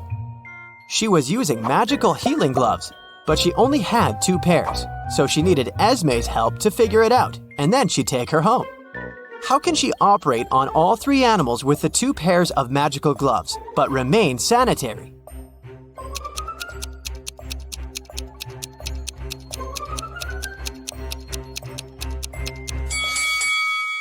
The witch should operate on the frog wearing the first pair of gloves over the second one. Then, she should operate on the rat using just the second pair. Finally, she should operate on the crow wearing the first gloves inside out, worn over the second glove.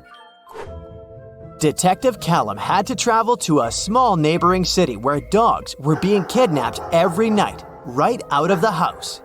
There were already 4 of them missing, and all of them were living on the same street. Mila was kidnapped first, then Karma the next night. After that, it was Jake, and then Mr. Sniffer. There were just 3 dogs left that lived on the street. Can you figure out which dog is going to be the next target?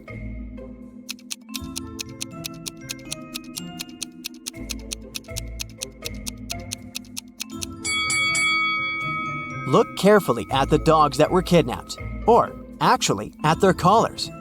The first dog that was kidnapped has a red collar. Karma has an orange collar. Then Jake was wearing a yellow one, and Mr. Sniffers owned a green one. Seems like they're being kidnapped in order of rainbow colors. So, the next target should be this dog, the one wearing the blue collar.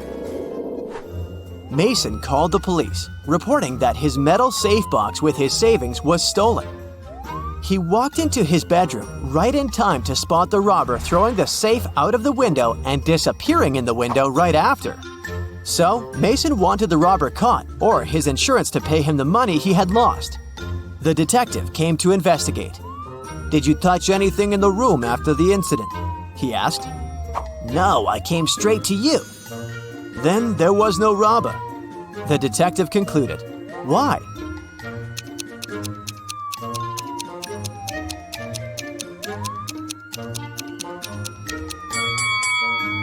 The robber couldn't go out of the window without stepping on the bed that was standing right by the window.